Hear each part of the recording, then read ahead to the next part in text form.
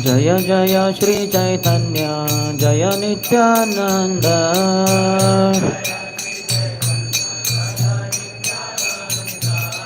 जय द्वैत चंद्र जय गौर भक्त वृंद।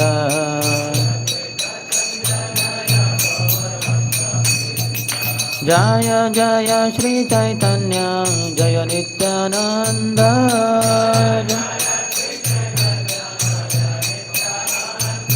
जय अद्वैत चंद्र जय गौर भक्त वृंद।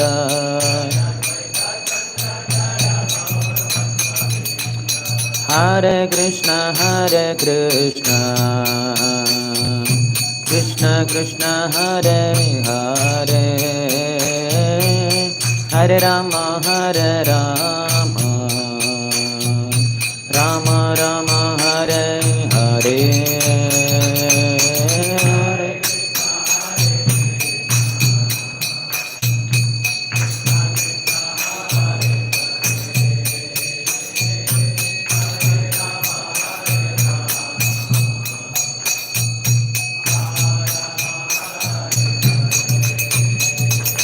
हरे कृष्ण कृष्ण कृष्ण हरे हरे, हरे राम राम राम हरे हरे।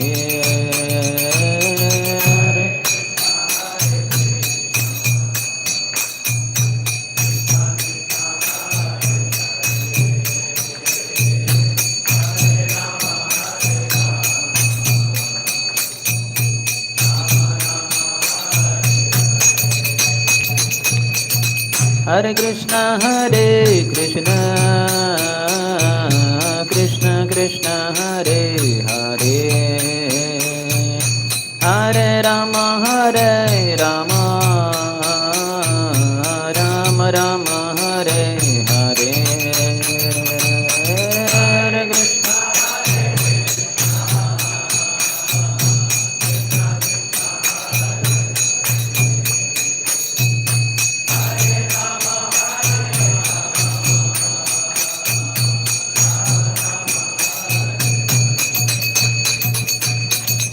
हरे कृष्ण हरे कृष्ण कृष्ण कृष्ण हरे हरे, हरे राम राम राम हरे हरे। हरे कृष्ण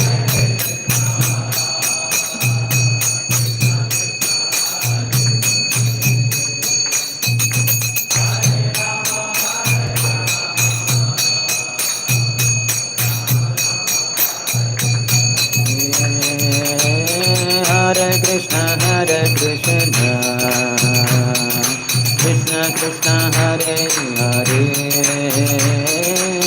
हरे राम राम राम हरे हरे।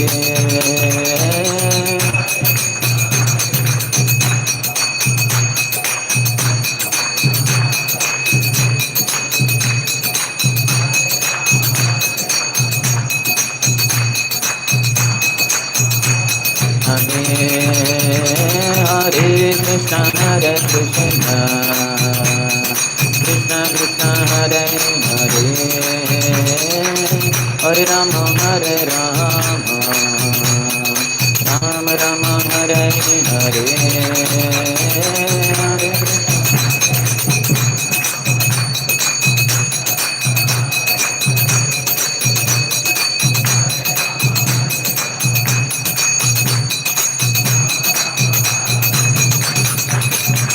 हरे कृष्ण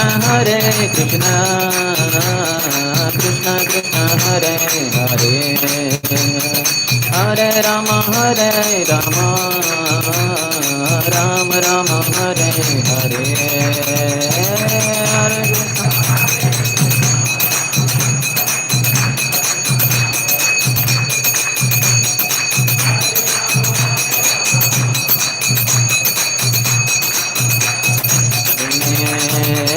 हरे Krishna Krishna Krishna Krishna Hare Hare Hare Rama Rama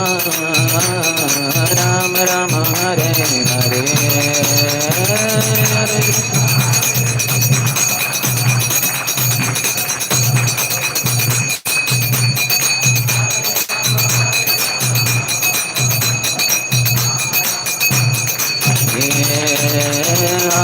Krishna Krishna Krishna Hare Hare Hare Rama Rama Rama Hare Hare Hare Krishna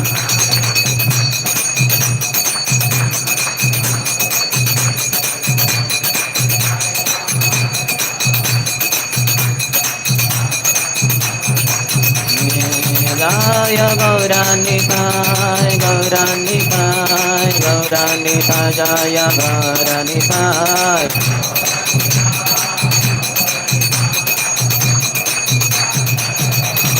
Nitai Gaur Haribar Nitai Gaur Haribar Nitai Gaur Nitai Gaur Haribar Shri हरिनाम संकीर्तन की श्रील प्रभुपाद की समवेत गौर भक्तवृंद की नित्याय गौर प्रेमानंदे could I get one copy of that or you don't have Chaitanya Charitamrita okay आज हम देख रहे हैं श्री चैतन्य चरितामृत से एक श्लोक शायद मध्य लीला का है मिला क्या सर्चिंग अब मेरे पीछे धो रही है जारे देखे तारे कहो कृष्ण उपदेश हमारा ज्ञाय गुरु हैया तारे यही देश जारे देखे तारे कहो कृष्ण उपदेश हमारा ज्ञाय गुरु हैया तारे यही देश जारे देखो तारे कहो कृष्ण उपदेश हमारा ज्ञाय गुरु हैया तारे यही देश कोई दोहराएंगे जारे देखो तारे कहो कृष्ण उपदेश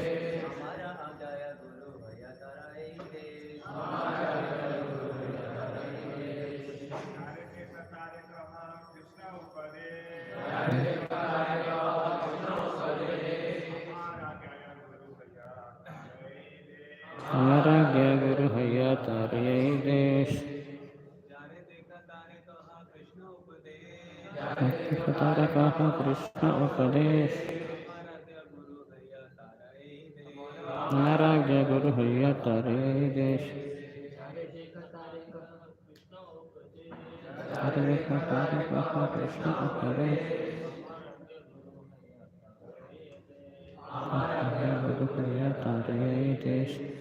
तो इसका अनुवाद है कि जिस किसी से आप देखते हो जिसको तो उसको कहो कृष्ण का उपदेश और हमारी आज्ञा से आप गुरु हो और आपके देश के सभी निवासियों का उद्धार कर दो। तो इसका तात्पर्य श्रील प्रभुपाद के द्वारा अंतर्राष्ट्रीय कृष्ण भावना संघ का यही उत्कृष्ट उद्देश्य है। बहुत से लोग आकर पूछते हैं कि क्या इस संघ में सम्मिलित होने के लिए परिवार का त्याग करना आवश्यक है, किंतु यह हमारा उद्देश्य नहीं है। मनुष्य अपने घर पर सुखपूर्वक रह सकता है। हम तो हर एक से इतना ही अनुरोध करते हैं कि महामंत्र हरे कृष्ण कृष्ण कृष्ण हरे हरे हरे राम राम राम हरे हरे का जप करे। यदि वह कुछ पढ़ना जानता है और भगवद गीता यथारूप तथा श्रीमद् भागवत पढ़ सकता है तो और भी अच्छा। अब इन ग्रंथों के अंग्रेजी अनुवाद भी उपलब्ध है और ये अत्यंत अधिकृत रूप से किए गए हैं, इसलिए वे सभी वर्गों के लोगों को अच्छे लगते हैं। भौतिक कार्यकलापों में ही निमग्न रहने के बजाय सारे विश्व के लोगों को इस आंदोलन का लाभ उठाना चाहिए और घर में रहते हुए अपने परिवार सहित हरे कृष्ण महामंत्र का कीर्तन करना चाहिए। मनुष्य को अवैध संबंध, मांसाहार, जुआ तथा नशे जैसे पाप कर्मों से भी बचना चाहिए। इन चारों में से अवैध संबंध अत्यंत पापमय है। हर व्यक्ति को विवाह करना चाहिए। विशेष रूप से हर स्त्री को अवश्य विवाह करना चाहिए। यदि स्त्रियों की संख्या पुरुषों से अधिक है तो कुछ पुरुष एक से अधिक पत्नियां रख सकते हैं। इस तरह समाज में वेश्यावृत्ति नहीं पनपती। यदि पुरुष के एक से अधिक विवाह कर ले यदि पुरुष के एक से अधिक विवाह कर ले तो अवैध यौनाचार रुक जाएगा। वह कृष्ण को अर्पित करने के लिए नाना प्रकार के व्यंजन, अन्न, फल फूल तथा दूध भी तैयार कर सकता है। भला मनुष्य क्यों व्यर्थ ही मांसाहार की लत डाले और विभत्स कसाई घर चलाए। धूम्रपान करने और चाय कॉफ़ी पीने से क्या लाभ। लोग अपने से ही भौतिक भोग में मदोन्मत्त हैं और यदि वे अधिक नशा करेंगे तो फिर आत्म साक्षात्कार के लिए अवसर कहाँ। इस तरह मनुष्य को जुआ नहीं खेलना चाहिए और व्यर्थ ही मन को विक्षिप्त नहीं बनाना चाहिए। मानव जीवन का वास्तविक उद्देश्य आध्यात्मिक पद प्राप्त करके भगवान के पास लौटना है। आध्यात्मिक साक्षात्कार का यही सार है। कृष्ण भावनामृत आंदोलन मानव समाज को श्री चैतन्य महाप्रभु द्वारा कुर्म ब्राह्मण को दिए गए उपदेश में बताई गई विधि से जीवन की पूर्णता तक ऊपर उठाने का प्रयास कर रहा है। अर्थात मनुष्य को घर में रहकर हरे कृष्ण मंत्र का कीर्तन करना चाहिए और भगवद गीता तथा श्रीमद् भागवत में दिए हुए कृष्ण के उपदेशों का प्रचार करना चाहिए। ओम अज्ञानतिमिरान्धस्य ज्ञानाञ्जनशलाकया चक्षुरुन्मीलितं येन तस्मै श्रीगुरवे नमः। श्रीचैतन्यमनोभीष्टं स्थापितं येन भूतले स्वयं रूपः कदा मह्यं ददाति स्वपदान्तिकं। वन्देऽहं श्रीगुरोः श्रीयुतपदकमलं श्रीगुरून् वैष्णवांश्च श्रीरूपं साग्रजातां सहगणा रघुनाथान्वितं तं सजीवं साद्वैतं सावधूतं परिजनसहितं कृष्णचैतन्यदेवं श्रीराधा कृष्णपादान् सहगणा ललिता श्रीविशाखान्वितांश्च नमः। ॐ विष्णुपादाय कृष्णप्रेष्ठाय भूतले श्रीमते भक्तिवेदांत स्वामिन् इति नामिने नमस्ते सारस्वते देवे गौरवाणी प्रचारिणे निर्विशेष शून्यवादी पाश्चात्यदेशतारिणे नमो महावदन्याय कृष्णप्रेमप्रदायते कृष्णाय कृष्णचैतन्य नाम्ने गौरत्विषे नमः। हे कृष्णा करुणा सिन्धु दीनबन्धो जगत्पते गोपेश गोपिकान्त राधाकान्त नमोस्तुते। तप्तकाञ्चन गौरांगी राधे वृन्दावनेश्वरी वृषभानुसुते देवी प्रणमामि हरिप्रिये। वाञ्छाकल्पतरुभ्यश्च कृपा सिन्धुभ्य एव च पतितानां पावनेभ्यो वैष्णवेभ्यो नमो नमः।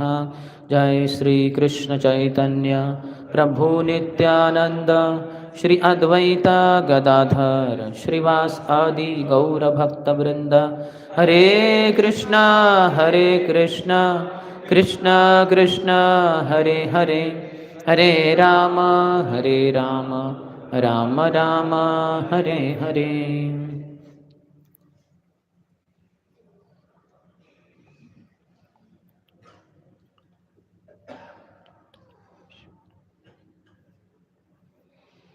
हरे कृष्ण। आज सुबह की श्री चैतन्य चरितामृत कक्षा में आप सभी भक्तों का हार्दिक स्वागत है।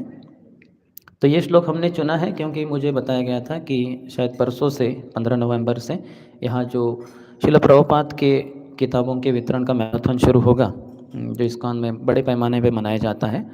तो उस उपलक्ष्य में हम थोड़ी कुछ चर्चा करें पुस्तक वितरण के बारे में। तो ये जो यहाँ का श्लोक है, ये कुर्म ब्राह्मण को भगवान श्री चैतन्य महाप्रभु बता रहे हैं। जब श्री चैतन्य महाप्रभु दक्षिण भारत की यात्रा में थे तो वो पुरी से निकले थे और फिर कटक इत्यादि करते करते फिर आंध्र प्रदेश और उड़ीसा की जो बॉर्डर है वहाँ पे ये स्थान आता है, कुर्म स्थान। वहाँ पे ये ब्राह्मण से मिले थे और ये ब्राह्मण काफ़ी आकर्षित हुए श्री चैतन्य महाप्रभु से।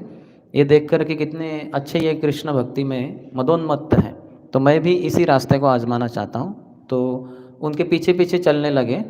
हालांकि थोड़ी देर तक ही चलना होता है, जब मेहमान जा रहे हैं या कोई सन्यासी साधु जा रहे हैं तो पीछे पीछे जाने लग गए। तो महाप्रभु ने कहा कि आप मेरे साथ क्यों आ रहे हो? बोले मैं आपके साथ ही हो लेता हूँ, ये मैं संसार से बड़ा ऊब गया हूँ, तो अभी आपके साथ ही चलना है बस। तो महाप्रभु ने कहा नहीं, आप घर में ही रहिए, ये पिछले श्लोक में जैसे कहा है। श्री चैतन्य महाप्रभु ने उत्तर दिया, अब फिर से ऐसा मत कहना, अच्छा यही होगा कि तुम घर पर रहो और सदैव कृष्ण नाम का जप करो। प्रभु कहे आए छे बात कभू ना को ही बा, गृहे रही कृष्ण नाम निरंतर लईबा। फिर उसके बाद ये सबसे प्रसिद्ध श्लोक कहते हैं, जा रे देखो तारे कहो, कृष्ण उपदेश हमारा आज्ञा है गुरु हैया, तार यही देश। तो हमें अपने स्थान को छोड़ने की ज़रूरत नहीं है, इतना कुछ बड़े पैमाने पे बदलावट लाने की ज़रूरत नहीं है। लेकिन क्या करना है, जिस किसी से मिलते हैं उनको कृष्ण का उपदेश बताना है, और मेरी आज्ञा से आप गुरु बनो, आपके देशवासियों का उद्धार करो। तो हम सबको गुरु बनने के लिए महाप्रभु ने निवेदन किया है। और फिर इसके बाद क्या होगा, वो कहते हैं, कबू न बादिबे तोमार विषय तरंगा, पुनरपि यही ठाई पाबे मोर संग। कबू न बादिबे तोमार विषय तरंग, विषय के जो तरंग होते हैं वो आपको कभी भी बाधित नहीं करेंगे, अगर आप इस श्लोक के अनुसार चलेंगे जो हम देख रहे हैं।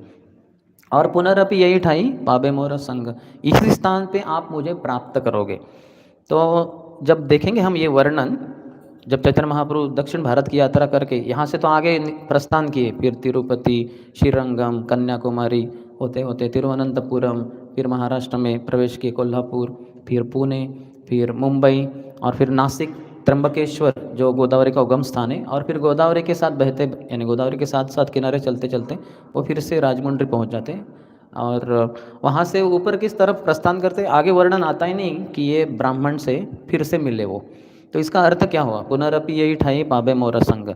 तो जो इस श्लोक के अनुसार चलेगा उसको महाप्रभु के साथ नित्य रूप से मिलना होगा। जरूर नहीं कि यही ठाई यानी अपने हृदय में ही उसकी उनको महाप्रभु की अनुभूति होगी। तो इस श्लोक के अनुसार चलना है, जा रे देखो तारे कहो कृष्ण उपदेश। तो ये बहुत ही महत्वपूर्ण है कि हम जिस किसी से मिलते हैं उनको कृष्ण का उपदेश करें। तो कितने सारे लोगों को आप देखते हैं, जैसे अभी मैं आप सबको देख रहा हूँ, तो आपको उपदेश करने के लिए मुझे ये साउंड सिस्टम वगैरह सुविधा प्राप्त है। लेकिन यहाँ से जब हम चले जाएंगे बाहर तो फिर तो साउंड सिस्टम नहीं है, और इतने सारे लोगों को देखेंगे दिन में, तो उनको तो हम उपदेश कर ही नहीं रहे हैं, फिर कैसे हम ये कर रहे हैं। तो महाप्रभु के उपदेश को पालन करने के लिए हमें थोड़ा सा प्रचारक के रूप में हर किसी से हरे कृष्णा तो बोलना चाहिए, कम से कम हरे कृष्णा। हाँ, तो ये अच्छा है। कभी कभी लोग हमसे बोल देते हैं हरे कृष्णा, और हम अपने ही धुन में रहते हैं, ये कौन है, ओके ठीक है। हमें बोलना चाहिए फिर हरे कृष्णा। हरे कृष्णा का उत्तर हरे कृष्णा है। या कभी हम हरे कृष्णा बोले तो लोग बोलते हैं हरे रामा तो जो वो भी चलेगा, लेकिन उपदेश करना चाहिए, क्योंकि कृष्ण उपदेश का सार है ये हरे कृष्णा। सभी को हरे कृष्ण महामंत्र का जप करना चाहिए। पूरा मंत्र नहीं बोल रहे हैं दिन भर तो ठीक है, कम से कम हमें मिलने के बाद आप हरे कृष्ण बोलिए। आपको याद दिलाने के लिए हम हरे कृष्ण आपसे बुलवाएंगे, हरे कृष्ण बोलकर ना। हम देखते हैं कि जब भी हरे कृष्ण बोलेंगे किसी को तो वो भी हरे कृष्ण बोलते हैं, ये भारत में प्रथा है। तो इसके ऊपर थोड़ा अगर जाएंगे तो अच्छा है कि कृष्ण उपदेश देना है, तो इसलिए हमें भगवत गीता उनको प्रदान करनी चाहिए, क्योंकि कृष्ण का जो उपदेश है वो श्रीमद् भगवत गीता है, और कृष्ण के बारे में जो कुछ कहानियाँ हैं वो श्रीमद् भागवतम में है। तो दोनों को वितरण करना चाहिए। एक तरीके से दोनों कृष्ण के ही उपदेश है, क्योंकि श्रीमद् भागवतम में भी कृष्ण के उपदेश आते हैं। तो इसको दूसरों को बांटना ये हमारे लिए बहुत ही महत्वपूर्ण है, क्योंकि हम कितना प्रचार कर पाएंगे और हमारे प्रचार में शक्ति भी कितनी है। प्रभुपाद कहते हैं कि आपका 3 मिनट का प्रचार क्या लाभ कराएगा उस व्यक्ति को, उसे मुझे मेरी किताब दे दो, मैं उसको प्रचार करूँगा। तो देखिए, जैसे अभी आपने मुझे बुलाया और प्रवचन के लिए अवसर दिया, सोचिए आप प्रभुपाद को बुला रहे इधर और प्रवचन के लिए अवसर दे रहे। अब ये तो प्रवचन 1-1.5 घंटे में ख़त्म हो जाएगा, लेकिन प्रभुपाद वो किताब पढ़ते पढ़ते पढ़ते वो व्यक्ति हो सकता है 5, 6, 7, 8 घंटे, भगवद्गीता जैसा किताब तो शायद 25, 30, 40, 50 घंटे पढ़ते रहेगा वो। हाँ, वो पढ़ेगा, फिर टेबल पे रखेगा, उसकी पत्नी पढ़ेगी, उसके बच्चे पढ़ेंगे, उसके पड़ोसी पढ़ेंगे, मित्र पढ़ेंगे। तो ऐसे बताया गया है कि एक किताब 10 जन पढ़ते हैं। अखबार पत्र जो होते हैं वर्तमान पत्र, उसका भी वैसे ही कैलकुलेशन किया जाता है। ऐसे नहीं कि कितने वर्तमान पत्र बेचे गए। तो एक वर्तमान पत्र कम से कम 5-6 लोग पढ़ेंगे। हम देखते भी हैं पहले के ज़माने में ना, जब कोई व्यक्ति पढ़ता है तो दूसरा एकदम उत्सुक रहता है, तो वो राह देखता रहता है कि कब वो होगा। और जो जैसे व्यक्ति बंद करके रखता है, तो भाई साहब थोड़ा दे सकते हैं क्या, मैं थोड़ा पढूँ क्या? तो फिर वो व्यक्ति अभी रख दिया था उसने, तो फिर वो दे देता है उसको, तो फिर वो भी काउंट होता है। तो ऐसे वो कम से कम एक वर्तमान पत्र 5 जन पढ़ेंगे, अर्थात वो आज सुबह का दूसरे दिन या उसी शाम को वो कचरे के डब्बे में चला जाएगा या रद्दी में चला जाएगा। भारतीय लोग कंजूस है, तो रद्दी में बेच देंगे उसको। दूसरे दिन कोई पढ़ेगा नहीं, या कम से कम 10-15 दिन के बाद कोई ये सब पढ़ता नहीं। इसलिए वो कहते हैं आज की ताज़ा खबर नया वर्तमान पत्र आया है। लेकिन ये जो है हमारे ग्रंथ, ये तो हमेशा ताज़े ही है। और हमेशा इतना वैरायटी है, इतना विविधता है इसमें कि हर क्षण इसको बांटा जा सकता है, इसको पब्लिश किया जा सकता है, छाप सकते हैं। यही भक्ति सिद्धांत सरस्वती ठाकुर को किसी ने कहा था, क्योंकि वो डेली छापते थे ये आध्यात्मिक न्यूज़पेपर। तो किसी व्यक्ति ने कहा कि आप ये कैसे कर सकते हैं, इतना रोज़ के रोज़ आप ये भगवत भक्ति के बारे में जो है छापते ही जा रहे हैं, आपको ये इन्फॉर्मेशन कम नहीं पड़ती क्या? बोले वो तो वास्तविक में और अधिक हम बांट सकते हैं और अधिक छाप सकते हैं। जैसे वो कहे कि किसी भी शहर में, जैसे आपके कानपुर में, हाँ एक बड़ा शहर है ये, पता नहीं कितना वर्तमान पत्र, किसी को आइडिया है? रोज़ कितने वर्तमान पत्र निकलते हैं यहाँ से? 2-3-4 तो निकलते ही होंगे, है कि नहीं? और ऐसे कितने सारे शहर है भारत में, और पूरे संसार भर में तो कितने सारे, और बड़े बड़े शहरों में तो बहुत सारे निकलते हैं, जैसे पूना में।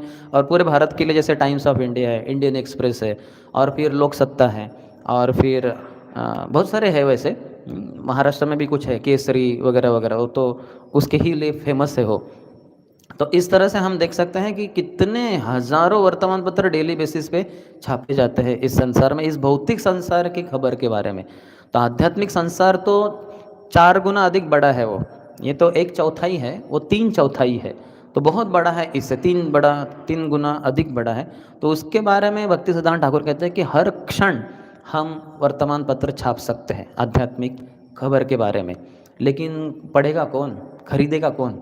वो पर खरीदने के लिए लोग नहीं हैं, इसलिए फिर हम दिन में एक ही छापते हैं, नहीं तो बहुत है बताने के लिए न्यूज़। कितना न्यूज़ है, अनलिमिटेड, ये ज़िंदगी कम पड़ जाएगा। शास्त्रों में 1 लाख श्लोक है, 1 लाख नहीं, 1 लाख।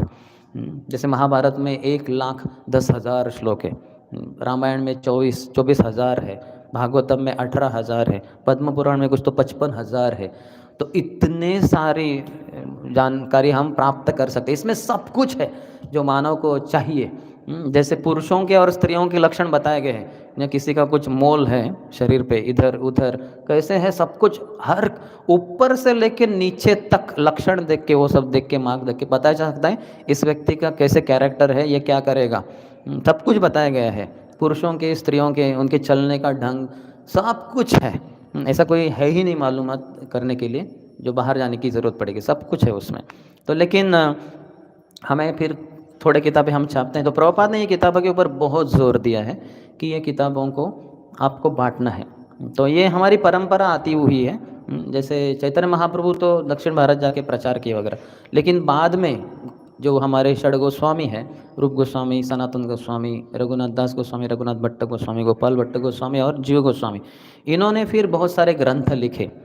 जैसे जीव गोस्वामी ने तो 4 लाख श्लोकों की रचना की है, रूप गोस्वामी ने स्वयं 1 लाख श्लोकों की, जो भक्ति रसामृत सिंधु, ललित माधव, विदग्ध माधव, उज्ज्वल नीलमणि, बहुत सारे विशेष ग्रंथ हैं।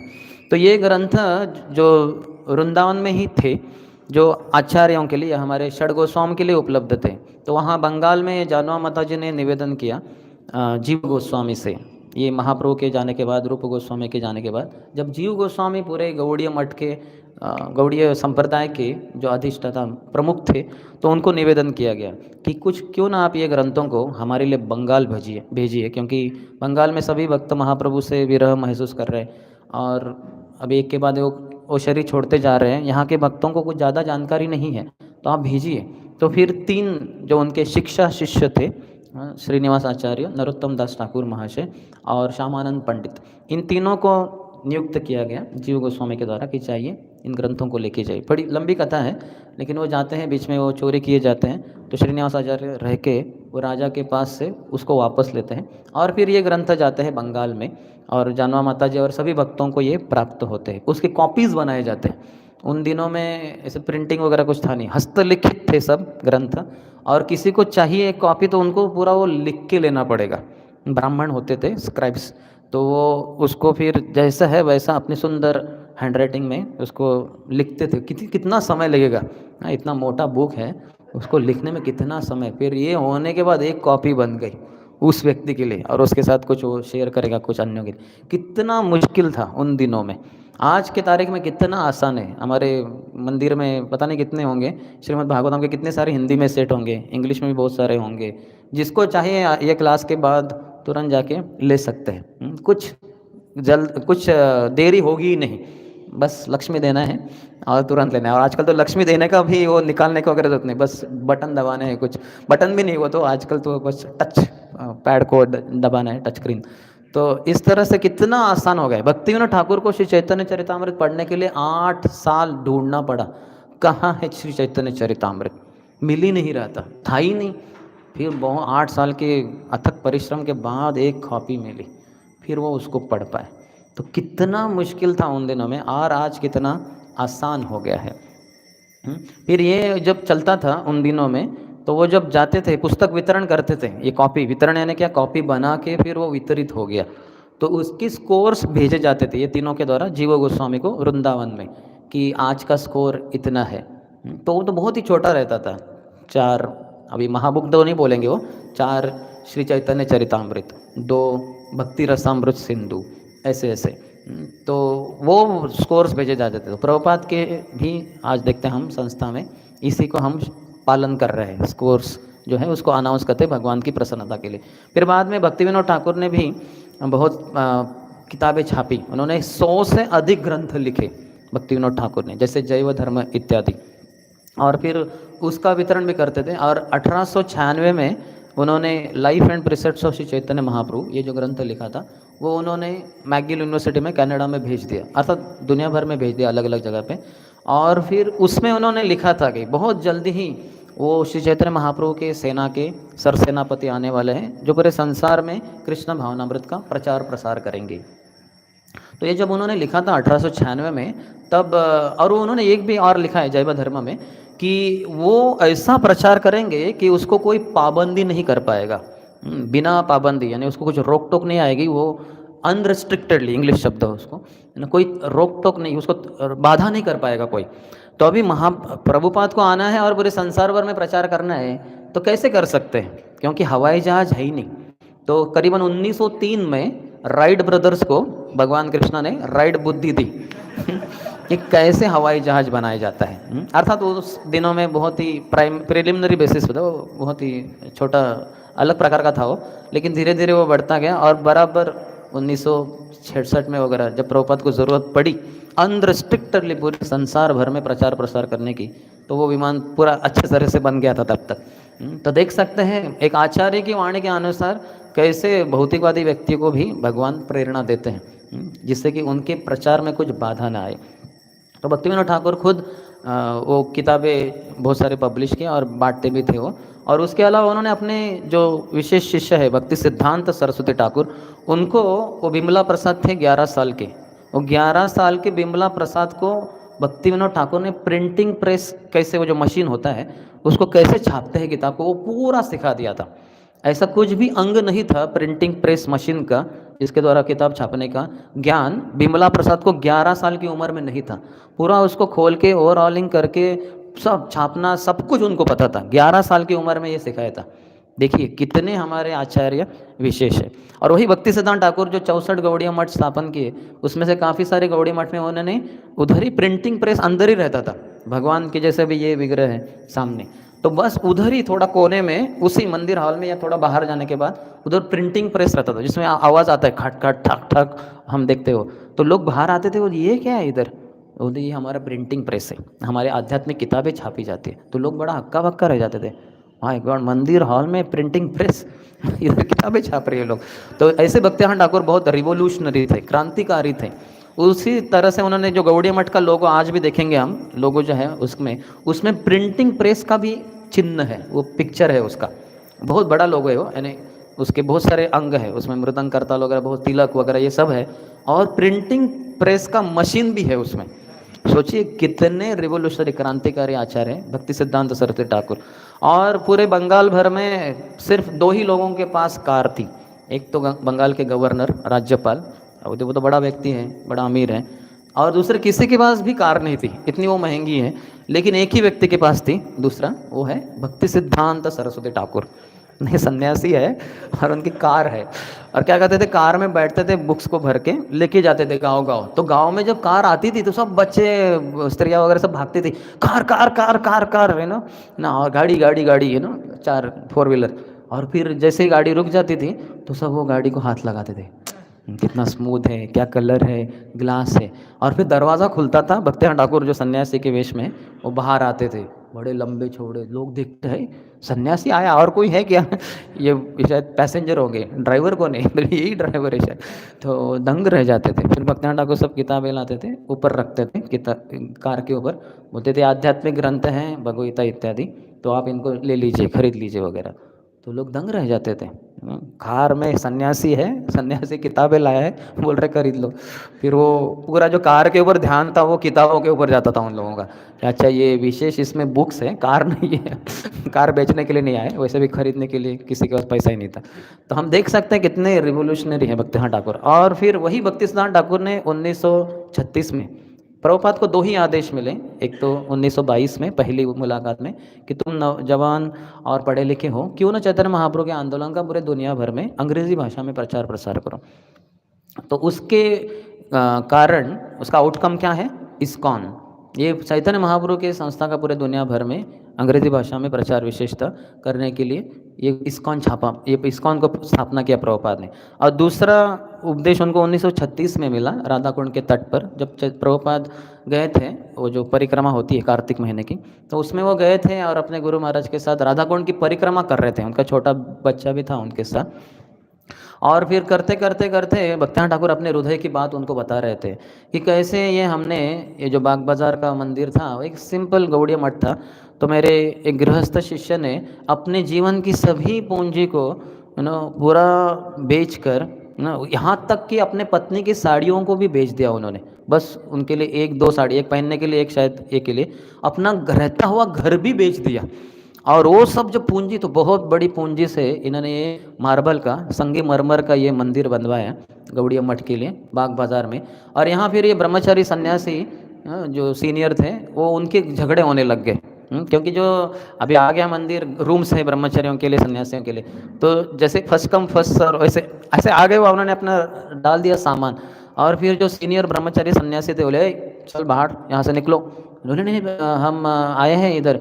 बोले क्या बोल रहे हैं, निकलो। फिर उनके सामान उठा के फेंक दिए बाहर, है ना, यहाँ हम रहेंगे। और वो सीनियर लोग हैं, गंगा के साइड में था वो, रूम्स ऐसे थे, आज भी जाके देख सकते हैं, मैं एक बार गया था। तो गंगा के साइड, आज के तारीख में गंगा दिखती ही नहीं, लेकिन उन दिनों में दिखती थी वो, क्योंकि इतने सारे घर आ गए। तो गंगा के साइड के रूम्स उनको चाहिए थे, तो उन्होंने ये कर दिया। और फिर इतने झगड़े हो रहे थे वो रूम्स के ऊपर वगैरह। तो भक्तिनाथ ठाकुर ने कहा कि मेरा हृदय जल रहा है, क्योंकि पूरा आश्रम में आग लगी है, आगुन जल पे। हाँ, ये लोग इतना झगड़ा कर रहे हैं रूम्स के ऊपर, मेरा बस चले तो ये मार्बल को तोड़ के मैं बाज़ार में बेच दूँ, और जो पैसे मिले उससे मैं किताबें छापूँ और बांटूँ। तो when ever you get money print books, ये बोलते बोलते बोलते अंत में उन्होंने बोल दिया, when ever you get money print books, जब भी आपको पैसे प्राप्त हो तो आप किताबें छापना। तो प्रभुपाद ने इन शब्दों को इतना गहराई से लिया अपने हृदय में। ये अर्थात राधा कुंड के तट पे प्रभुपाद को आदेश मिला है। तो हमारा पुस्तक वितरण का जो नींव है, उसका जो बीबीटी, भक्ति वेदांत बुक ट्रस्ट का जो, जैसे कहते हैं कि कॉर्नर स्टोन लेइंग सेरेमनी या फाउंडेशन स्टोन, ये राधा कुंड पे इसको इसको स्थापित किया गया है भक्तिनाथ ठाकुर के द्वारा, प्रभुपाद के हृदय में, राधा कुंड के तट पे। तो सोचिए बीबीटी का कितना पावर है भक्ति वेदांत बुक ट्रस्ट का, कि राधा कुंड जो दुनिया में सबसे पवित्र स्थान है, वहाँ पे ये आदेश मिला था, और प्रभुपाद ने उसको अपने हृदय में बहुत ही ध्यानपूर्वक, बहुत गहराई से ले लिया उसको। और फिर आगे हम देखते हैं प्रभुपाद ने कैसे इसी के अनुसार फिर बीबीटी, दूसरा एक इस्कॉन के अलावा बीबीटी उन्होंने स्थापना कर दिया, भक्ति वेदांत बुक ट्रस्ट। पहला उपदेश तो इस्कॉन स्थापना की, दूसरा उपदेश तो बीबीटी स्थापना की। तो मैं बोलता हूँ कि प्रभुपाद को 5 उपदेश मिलते तो 5 ट्रस्ट स्थापित कर देते, लेकिन ज़रूरत ही नहीं। ये दोनों में सब कुछ आ जाता है। जब कभी हमें संसार में किसी को भी क्रांति लानी होती है तो 2 ही चीज़ों की ज़रूरत होती है। एक तो ज्ञान देना कि क्या करना है हमें, यानी क्या क्रांति लानी है, और दूसरा उसके अनुसार उनको लाइफस्टाइल, उनको एक जीवन शैली प्रदान करना। ये जो कर पाता है बहुत ही यशस्वी ढंग से, वो संसार में उसको जो लग चाहिए वो क्रांति ला सकता है। तो इसके 2 उदाहरण हम देख सकते हैं। जैसे महात्मा गांधी हैं, उनका क्रांति का क्या, यानी भारत को स्वराज लाने का उनका क्या तरीका था कि स्वदेशी। तो हमें परदेशी चीज़ों को टालना है और ये नॉन वायलेंस, अहिंसा। तो वो अपने शरीर के ऊपर कितना भी आघात हुआ तो उन्होंने सहन किया और स्वदेशी ही पहनते थे। तो ज्ञान दिया, बोलते रहते थे और उसके अनुसार जीवन बिता रहे थे। तो उसके कारण हजारों लाखों भारतीय प्रेरित हुए अहिंसा और स्वदेशी के लिए। और दूसरी तरफ थे नेताजी सुभाष चंद्र बोस, जिनका कहना था कि अटैक, ये जालिम ऐसे जाएंगे नहीं ब्रिटिश यहाँ से, तो हमला कर दो। फिर आज़ाद हिंद सेना उन्होंने स्थापना कर दी, बहुत सारे भारतीयों को उसमें नियुक्त किया वगैरह, और उसके अनुसार चले। वो बोलते रहे अंडरग्राउंड वगैरह। प्रभुपाद के कॉलेज में भी स्कॉटिश चर्चेस कॉलेज में जो थे, वो प्रभुपाद से 1 साल बड़े थे, वो कॉलेज में ही थे। और अंडरग्राउंड सभी लड़कों को बुला के, भारतीय लड़कों को कहते थे कि देखो ये ब्रिटिश लोग बहुत जालिम है, इनको यहाँ से निकाल बाहर करना है, तो हमें क्रांति करनी है, हमें इनको हटा देना है वगैरह। और फिर उन्होंने बाद में जाके ये इन्होंने स्थापना कर दी आज़ाद हिंद सेना, और उसमें बहुत सारे भारतीय जवान इकट्ठा हो गए और फिर हमला करके। तो हम देखते हैं कि ये दोनों चीज़ें ज़रूरत होती हैं, और ये दोनों चीज़ें प्रभुपाद ने स्थापना की है। जो ज्ञान के लिए भक्तिवेदांत बुक ट्रस्ट प्रभुपाद की किताबें छापते ही जाएंगे, कुछ भी क्यों ना हो। जब तक ऐसे संसार चलेगा वैसे वो चलता ही रहेगा। प्रभुपाद, चैतन्य महाप्रभु ने कहा है, प्रभुपाद ने कहा है कि 10,000 साल के लिए है ये, तो 9,500 साल महाप्रभु से आगे, तो ये चलता ही रहेगा। और फिर उसके अनुसार जीवन शैली वो इस्कॉन के जो भक्त हैं, मंदिर है, वो लोगों को सिखाएंगे। तो ये दोनों प्रभुपाद ने दिया है, ये दोनों से ही क्रांति होती है। और यही अगर इसको और गहराई में देखें तो संबंध अभिधेय प्रयोजन है। संबंध के लिए ज्ञान है, वो बताना पड़ता है कि तुम कौन हो, भगवत धाम से आए इत्यादि वगैरह। और फिर उसके अनुसार, जो ज्ञान के अनुसार, फिर संबंध के अनुसार अभिधेय, कैसे जीवन जीना है। तो इसके लिए जो जीवन शैली है वो इस्कॉन के भक्त बताएंगे, अभिधेय बताएंगे। और प्रयोजन कृष्ण प्रेम तो अपने आप से ही प्राप्त हो जाएगा, ये दोनों चीज़ों को हम ठीक ढंग से करें तो प्रभुपाद ने सब कुछ दिया है, और हमसे निवेदन किया है कि ये किताबों को आप बांटिए पूरे संसार के लोगों को। खुद भी पढ़ना चाहिए और फिर दूसरों को बांटना भी चाहिए। तो प्रभुपाद के जीवन के बारे में परम पूज्य भक्ति तीर्थ स्वामी महाराज कहते हैं कि प्रभुपाद की आदि लीला, मध्य लीला, अंत्य लीला सब कुछ किताबों के ऊपर ही आधारित है। तो आदि लीला का भी पहले का भाग, जैसे प्रभुपाद अपने एक रूम कॉन्वर्सेशन में खुद कहते हैं कि मैं जब गोलोक वृंदावन में था तो कृष्ण ने मुझे बुलाया और बोले जाओ भौतिक संसार में और तुम प्रचार प्रसार करके आ जाओ। तो मैंने कहा नहीं नहीं नहीं, वो बहुत ही गंदी चीज़ है, गंदी जगह है और ख़तरनाक है, मैं नहीं जाना चाहता। कृष्ण ने कहा नहीं नहीं, थोड़े समय के लिए जाओ, किताबें छापो, किताबें बांट के आ जाना तुम। मैंने कहा नहीं नहीं नहीं, मैं नहीं जाना चाहता। कृष्ण ने कहा नहीं, बस थोड़ी देर के लिए जाओ, किताबें लिख के आ जाना। तो फिर मैंने कहा ठीक है जाता हूँ, फिर मैं आ गया। ये प्रभुपाद के वचन है खुद रूम कॉन्वर्सेशन में, मैंने एक बार सुना था, अनफॉर्चुनेटली इसको मैंने डिटेक्ट नहीं किया कौन सा वाला है। तो प्रभुपाद का इस संसार में आने का, भगवान को भेजने का एक ही कारण है एक तरीके से, किताबें लिख कर आ जाओ। ये किताबें प्रभुपाद के लिए ही, ये आदेश गोलोक वृंदावन में ही मिला है। तो इसलिए प्रभुपाद आते हैं तो हम देखते हैं कितने सारे किताबें छापते गए, और बहुत ही प्रभुपाद को अच्छा लगता था कि ये किताबों का वितरण बहुत बड़े पैमाने पे हो रहा है। तो आदि लीला में प्रभुपाद के हम देखते हैं कि ये है, और मध्य लीला उनका जो गृहस्थ जीवन था वहाँ भी वो किताबें छापते थे। जैसे हमारा ये जो किताब है easy journey to other planets, अन्य लोगों की सुगम यात्रा, ये प्रभुपाद ने छापा था। फिर जब जापान जाने की बात हुई तो भागवत प्रकाश, लाइट ऑफ भागवत, ये प्रभुपाद ने छापा। उनके गृहस्थ दिनों में उन्होंने भगवत गीता लिखी थी, लेकिन उनके पत्नी ने वो चाय खरीदने के लिए उन्होंने वो रद्दी में बेच दी वगैरह। तो प्रभुपाद को फिर से बाद में लिखी वगैरह। तो मध्य लीला में भी है और अंतिम क्षण तक प्रभुपाद किताबें ही छाप रहे। रोज़ सुबह 1 बजे उठते थे, अर्थात मध्य रात्रि बोल सकते हैं। सोते थे करीबन 10 बजे, 1 बजे उठ जाते थे 3 घंटे के बाद, और फिर किताबें लिखना शुरू करते थे। और जब हम संसार के सभी लोग सोए हुए हैं, प्रभुपाद जागृत अवस्था में ये सोए हुए अंधकार में डूबे हुए लोगों को उठाने के लिए ये भक्ति वेदांत परपोर्ट्स, उनके हृदय के जो है ना बहुत ही एक्सटेसी आनंद है, उसको संसार के लिए लिख रहे थे। वो डिक्टाफोन पे डिक्टेट कर रहे थे।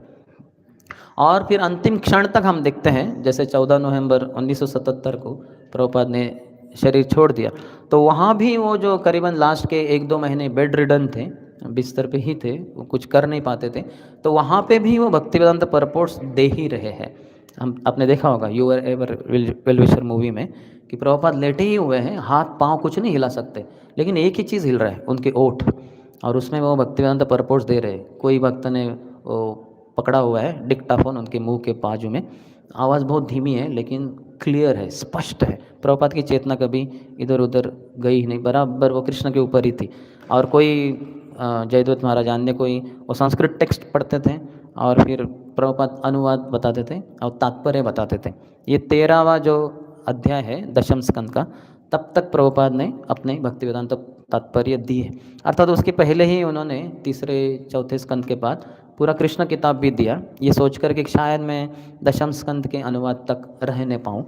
तो इसलिए अच्छा है कि लोगों के लिए बहुत महत्वपूर्ण है, कृष्ण के बारे में बहुत सारे गलतफहमियाँ हैं, उसको मिटाने के लिए मुझे कृष्ण के सभी लीला है जो भागवतम में है 90 अध्याय में, उसको दे देना चाहिए। और उसके ही दरम्यान चैतन्य चरितामृत भी वो लिख रहे थे, और भक्तों को 2 महीने का उन्होंने मैराथन करके, जो 2 महीने में एक वॉल्यूम, एक खंड छापाया जा रहा था। प्रभुपाद ने कहा कि मुझे 2 महीने में सभी के सभी, उन दिनों में 17 खंड थे, ये 17 खंड 2 महीने में पब्लिश करके चाहिए आपसे। तो बोले प्रभुपाद ये तो नामुमकिन है। ये मॉर्निंग वॉक में हो रहा था, तो जो रामेश्वर स्वामी हैं, जो लॉस एंजलिस बीबीटी के इंचार्ज, सबसे बड़े बुक डिस्ट्रीब्यूटर वगैरह, तो वो कहे प्रभुपाद ये नामुमकिन है। प्रभुपाद कहे impossible is the word in a fools dictionary. नामुमकिन ये शब्द एक मूर्ख के डिक्शनरी में, शब्दकोश में होता है। तो बोले Prabhupada do you mean it, क्या सही में आप ऐसे बोल रहे? बोले हाँ। तो वो तो उधर ही रुक गए, ये मॉर्निंग वॉक करते करते प्रभुपाद चले गए, उधर ही रुक गए, और फिर अबाउट टर्न लेके भागे वो, और फिर सभी भक्तों को पूरा लगा दिया 24 घंटा, है ना, 11 आवर्स 12 आवर्स एक शिफ्ट में वगैरह ऐसे भक्त काम करते थे। इतना सेवा करते थे कि जो पेंटर्स हैं, जैसे ये पेंटिंग, वो पेंटिंग करते करते, क्योंकि नींद ही नहीं हुआ है, घंटों घंटे करते जा रहे हैं, प्रसाद नहीं लिया है, तो वो करते करते गिर जाते थे, वो सो जाते थे उधर ही फ्लोर पे। फिर दूसरा भक्त आके वो ब्रश उठाता था, वो लगा के फिर उसको पेंटिंग को कंप्लीट करने के लिए, वो उसका शिफ्ट शुरू हो गया। अभी ये शिफ्ट ऐसे गिर गया वो ऑटोमेटिकली शिफ्ट हो गया, वो वहाँ से शिफ्ट हो गया तो दूसरा शिफ्ट शुरू हो गया। और परम पूज्य देवामृत महाराज कहते हैं, मैंने प्रभुपाद के किताबें सीसी चैतन्य चरितामृत इतना, क्या कहते हैं उसको, बारकाई से, क्या कहते हैं उसको, ध्यान से पढ़ा, एक उद्देश्य से, उसमें दोष देखने के लिए, क्योंकि वो एडिटिंग में थे तो कुछ मिस्टेक तो नहीं है, स्पेलिंग मिस्टेक या जो भी है, तो बहुत ध्यान से मैंने, उन्होंने कुछ तो 11 बार पढ़ा शायद उन दिनों में, बहुत ध्यान से छापने के लिए ना। तो ऐसे 2 महीने में पूरा उन्होंने वो मैराथन करके छाप दिए पूरे के पूरे, यानी जो बच्चे थे वो, और प्रभुपाद को बहुत आनंद हुआ कि बहुत अच्छा है। तो तब से उनको ये विश्वास हो गया है कि संसार में कोई नामुमकिन चीज़ है ही नहीं। अगर गुरु के आदेश में अगर हमें श्रद्धा है, तो जो इस संसार में नामुमकिन लगता होगा या असंभव लगता होगा, वो संभव हो जाएगा। ऐसे चैतन्य चरितामृत में एक श्लोक आता है कि कथंचन स्मृते यस्मिन् दुष्करम सुकरम भवेत् विस्मृते विपरीत स्यात् श्री चैतन्यम नमामि तम। कथंचन स्मृते यस्मिन्, एक बार भी अगर कोई श्री चैतन्य महाप्रभु को याद करता है, दुष्करम सुकरम भवेत्, जो करने के लिए बहुत ही मुश्किल है दुष्करम, वो सुकरम, वो आसान हो जाएगा। विस्मृते विपरीत स्यात्, अगर वो भूल जाता है महाप्रभु को, तो विस्मृते विपरीत स्यात्, वो उल्टा हो जाएगा अगर विस्मृति हो जाएगी तो। अगर भूल जाएंगे चैतन्य महाप्रभु को, जो हमें लगता है कि बहुत आसान है, मुझे क्या महाप्रभु वगैरह कोई नहीं चाहिए, मैं खरीदूंगा खुद ही, तो जो कर सकता था वो किया भी है पूर्व में, वो अभी नहीं कर पाएगा, क्योंकि महाप्रभु की कृपा की वो इच्छा नहीं कर रहा है। तो हमारे आचार्यों ने, विशेषतः प्रभुपाद ने, ये सब हमारे लिए दिया है। प्रभुपाद ने काफ़ी बार कहा है कि अगर आप मुझे प्रसन्न करना चाहते हैं तो किताब कृपया इन किताबों को आप बांटिए। और फिर वो भी कहते थे कि जो मंदिर अधिक किताबें बांटेंगे मैं वहाँ आके अधिक काल बिताऊंगा। तो सभी भक्त चाहते थे, क्योंकि दुनिया भर में फैला हुआ था इस्कॉन।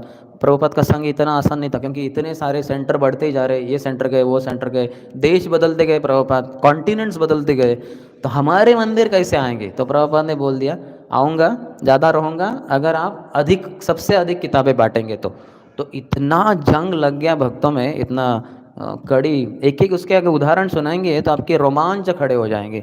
हाँ, जैसे परम पूज्य इंद्रद्युम्न स्वामी महाराज और उनके एक और कोई तो मंदिर के लंदन में थे वो, तो उन्होंने सोचा कि हमें प्रॉपर, उधर प्रेसिडेंट ने बताया था कि जो कोई सबसे अधिक किताब बांटेंगे तो उनको प्रभुपाद के चरण का धुआया हुआ जो जल है चरणामृत वो पूरा का पूरा मिलेगा। तो ये दो थे, इंद्रद्युम्न महाराज और एक कोई तो वो बोले कि बस हमें ही टॉपर बनना है। तो पूरा महीने के लिए, दिसंबर महीने के लिए, वो लंदन के जो सबवेज है यानी जो ट्रेन से अंडरग्राउंड उसमें रहे। बोले पूरे महीने के लिए हमने सूरज को देखा ही नहीं, क्योंकि उसमें ही पूरा ट्रैवलिंग करके वो किताबें बांटते गए, बहुत मेहनत करके सबसे ज़्यादा किताबें बांटे और वो दोनों टॉपर रहे। टीम था शायद उनका। तो फिर जब प्रभुपाद आए तो प्रभुपाद के चरण धोए गए प्रेसिडेंट के द्वारा, और जो पूरा का पूरा जो पतेला, ये क्या कहते हो ऐसा जो होता है ना फ्लैट, तो वो इन दोनों को दिया गया। तो इन दोनों ने क्या किया था, इनको पता था कि बहुत खतरा है सबसे दुनिया की संपत्ति बड़ी हमारे पास है, तो उन्होंने एडवांस में ही प्रेसिडेंट को कहा था कि हम आपके रूम में पीना चाहेंगे, तो आपके रूम का ऑफिस का चाबी दे दो, क्योंकि और किधर भी जाएंगे तो लोग झपट के उनको मार देंगे, लेकिन ले लेंगे उनसे, यहाँ नहीं जा सकते हो। तो प्रेसिडेंट का की पहले से लेके रखा था उन्होंने जेब में, तो जैसे ही मिला तो सब लोग देख रहे थे कहाँ जा रहे हो तो अभी सबके सामने तो नहीं जा सकते हो। तो गए, वो ऊपर गए, उन्होंने प्रेसिडेंट का रूम खोला और फिर बंद कर दिया अंदर से, और दोनों पीते गए पीते गए। प्रभुपाद का चरण बहुत था, वो भरा हुआ था पूरा, पीते गए पीते गए पीते गए। और इधर फिर लोग आ गए बाहर, वो दरवाज़ा ठकठका रहे थे, अरे खोलो खोलो खोलो, तो वो तो खोल ही नहीं रहे थे बिल्कुल। और करते करते सब पी लिए उन्होंने, अभी जो एक बूंद बचा था उसमें, तो उन्होंने क्या किया, उसको एक लाइन मार दिया, आधा इन्होंने ले लिया आधा उन्होंने लिया, खत्म पूरा कुछ भी नहीं बचा। तो फिर उन्होंने वो चाबी खोला और लोग सब आ गए अंदर, भक्त बोले क्या है कहाँ है, बोले ये है, यहाँ कुछ नहीं है बोले तो एक बूंद भी नहीं है, बोले हमने किया है किताब वितरण आपके लिए नहीं है करके। तो ऐसे जंग छेड़ी जाती थी ना, बहुत उत्साही रहते थे भक्त प्रभुपाद की किताबें बांटने के लिए। तो लेकिन प्रभुपाद की किताबें बांटने के लिए सब अलग अलग तरीके हैं, दो तरीके हैं, परम पूज्य प्रभुदान सरस्वती महाराज कहते हैं। एक तो है ब्राह्मण के रूप में और दूसरा है वैश्य के रूप में। तो वैश्य कैसे करते हैं, वो मुनाफा चाहते हैं, वो पैसे के ऊपर जोर है उनका। तो ऐसे हम भी कर सकते हैं कि ना, ये देखो ना, बोलते कुछ कभी कभी वक्त, ये इतना मोटा बुक ना देखिए कितने का होगा, ये 500 रुपये का है, ये आपको 230 में मिल रहा है वगैरह, ऐसे झूठ नहीं बोलना चाहिए। प्रभुपाद ने कहा था डिस्ट्रीब्यूट बाय हुक और क्रुक, डिस्ट्रीब्यूट माय बुक्स। ये प्रभुपाद की वचन है कि हुक और क्रुक से डिस्ट्रीब्यूट माय बुक्स। लेकिन भीमा प्रभु, श्रीमान भीमा प्रभु इसका अर्थ बताते हैं कि लंदन में, इंग्लैंड में दो शहर है या स्थान है, एक का है हुक नाम, दूसरे का है क्रुक। तो आपको लंदन जाना है तो हुक से जाओ या क्रुक से जाओ, लंदन जाना है दोनों चलेगा, यहाँ से भी जा सकते हैं वहाँ से भी जा सकते हैं ना। तो बाय हुक और क्रुक रिच लंदन, ऐसे ओरिजिनल है। तो प्रभुपाद ने ऐसे कहा बाय हुक और क्रुक डिस्ट्रीब्यूट माय बुक्स। तो लोग इसका बहुत गलत अर्थ निकाल के कुछ भी करते हैं, तो कहते हैं कि ये 500 रुपये की भगवगीता है, ये सिर्फ आपको 230 में या 210 में वगैरह मिल रही है, देखिए कितना। तो भारतीय लोग तो बड़े कंजूस रहते हैं, उनको लगा सही में 500 रुपये का है क्या। तो लेकिन ऐसे करेंगे, फिर वो 10 महीने के बाद इस्कॉन मंदिर आए, बोला कितने का किताब है, बोले ये 230 का है, बोले ये 500 का नहीं है क्या, नहीं 230 का ही रहता है हमेशा। तो उनको पता चलेगा अरे इन लोगों ने झूठ बोला है, जिसने मुझे बेचा था वगैरह। तो ऐसे झूठ नहीं बोलना चाहिए। तो ये वैश्य वृत्ति हो गई, वैश्य नहीं वैश्य, ब्राह्मण क्षत्रिय वैश्य शूद्र, तो वैश्य वृत्ति हो गई। इस प्रकार से किताब बांटना उचित नहीं है। दूसरा है ब्राह्मण वृत्ति। ब्राह्मण जैसे उनके जो चाहे 6 कर्म है, यजन याजन पठन पाठन दान प्रतिग्रह, तो वो शास्त्रों को पठन करते हैं और फिर दूसरों को सिखाते हैं। तो जो अच्छे से प्रभुपाद किताबें पढ़े हैं, उससे प्रेरणा प्राप्त की है, फिर वो दूसरों को जाके बताते, देखिए ये किताब में क्या लिखा है, जैसे समझिए ये वॉल्यूम है तो चैतन्य चरितामृत है ये, इसमें श्री चैतन्य महाप्रभु के बारे में बताया है, चैतन्य महाप्रभु के चरित का अमृत आपको प्राप्त होगा। काफ़ी बार हम दुनिया में बहुत सारी इच्छाएं रखते हैं, जैसे अमृत प्राप्त हो गए तो संतुष्ट हो जाएंगे। तो इसमें आपके लिए इतना खजाना मिलेगा कि आप पूरी तरह से संतुष्ट हो जाएंगे। फिर चैतन्य महाप्रभु कौन है, कृष्ण है, क्यों आए, ये सब बता सकते हैं। और इस वॉल्यूम में क्या दिया गया है ये सब बताना, ये ब्राह्मण प्रवृत्ति के अनुसार किताब वितरण करना है, तो ये भक्तों को करना चाहिए। लेकिन समस्या ये जो होती है कि काफ़ी बार लोग पढ़ते ही नहीं, भक्त पढ़ते नहीं प्रभुपाद की किताबें। फिर प्रेसिडेंट ने बोला है ना, और फिर किस मेरा स्कोर सबसे बड़ा हो, कल सुबह मेरा अनाउंसमेंट हो स्कोर का सबसे बड़ा, तो इसके लिए हम प्रेरित हो जाते, तो ये ठीक नहीं है। पूजा लाभ प्रतिष्ठा के लिए नहीं करना चाहिए, स्वाभाविक रूप से प्रेरणा होनी चाहिए, जिससे कि हम लोगों को ये ज्ञान बांटें। मैं अकेला कितना प्रचार कर सकता हूँ, तो ये हमें समझता है। तो इसलिए हम प्रभुपाद को किताब देकर लोगों को प्रभुपाद प्रचारक बनेंगे, उस व्यक्ति को प्रभुपाद प्रचार करेंगे। और कभी भी जैसे हम ये समझिए मैं सोया हूँ और 12 बजे रात को मुझे किसी ने उठाया, चलिए प्रभु जी आप थोड़ा प्रवचन दीजिए। बोले पागल हो गए कि ये भी कोई तरीका है? मध्य रात्रि में मुझे उठा के, किस क्या, हम तो उसके ऊपर गुस्सा कर जाएंगे, है कि नहीं? ये भी कोई तरीका है? अरे कल सुबह नहीं, कल सुबह ही दीजिए लेक्चर, वो बताने के रह गया था। अरे फिर रात को बताना था, कल सुबह भी चलता था, मेरी रात की नींद खराब कर दी। हम ऐसे बोलेंगे, कितने भी बड़े प्रचारक क्यों ना हो, वो व्यतीत हो जाएंगे कि मेरी रात की नींद खराब कर दी। लेकिन प्रभुपाद वैसे नहीं है, अपनी रात की नींद निकाल कर वो हम सब के लिए ग्रंथ लिख रहे थे, और आज की तारीख में ग्रंथ में वो है। तो जिसको ग्रंथ दिया है आपने, रात के 12 बजे वो उठ गया कुछ बेचैनी के कारण, कुछ कारण से वगैरह, तो प्रभुपाद किताब खोल के पढ़ सकता है। प्रभुपाद उसको प्रचार करने को तैयार है रात को 12 बजे। जो इस्कॉन को कोई भी प्रचारक तैयार नहीं होगा, 1-2 दिन होगा तैयार, लेकिन जीवन भर के लिए तैयार नहीं। वो प्रभुपाद तैयार है, वो किए भी है अपने जीवन काल में, कि कभी भी वो रात को 1 बजे उठकर तुरंत शुरू कर देते थे भक्ति वेदांत परपोर्ट्स। और इतने महत्वपूर्ण है, प्रभुपाद ने अपनी जान डाली है इसमें पूरी तरह से। वो कहते हैं कि एक बार मॉर्निंग वॉक में कुछ भक्त पूछे प्रभुपाद को कि प्रभुपाद आपका कैसे चल रहा है ये लिखन कार्य? प्रभुपाद कहे कि मैं करीबन 2 दिन से रुका हुआ हूँ एक शब्द के लिए। तो बोले एक शब्द के लिए? बोले प्रभुपाद आप कोई भी उसका जो सिनोनिमस कुछ तो है ऐसा ही समानार्थी शब्द डाल दीजिए उसमें। बोले नहीं, ये किताबें अगले 10,000 सालों के लिए लॉ बुक्स है। जैसे लॉ बुक्स होते हैं, लॉ बुक्स के अनुसार जो वकील लोग रहते हैं उनको पूरे वो आईपीसी इंडियन पिनल कोड याद रहता है। इंडियन पिनल कोड 307 के अनुसार वो बताएगा क्या पिनल कोड है वगैरह। फिर केस एकदम फट से बर्खास्त हो जाता है, यानी उसका निकल जाता है जज के द्वारा, क्योंकि इसने ऐसा आईपीसी कोड कर दिया। तो ऐसे वकील है ना प्रभुपाद हम सबको बनाना चाहते हैं। तो इसलिए वो जो हर शब्द है बहुत ध्यानपूर्वक प्रभुपाद ने डाले है उसमें। ऐसे ही कोई अरे गहरे कुछ भी शब्द डाल दे, फटाफट कर देता हूँ, बहुत सारी किताबें छापनी है, ऐसे नहीं है।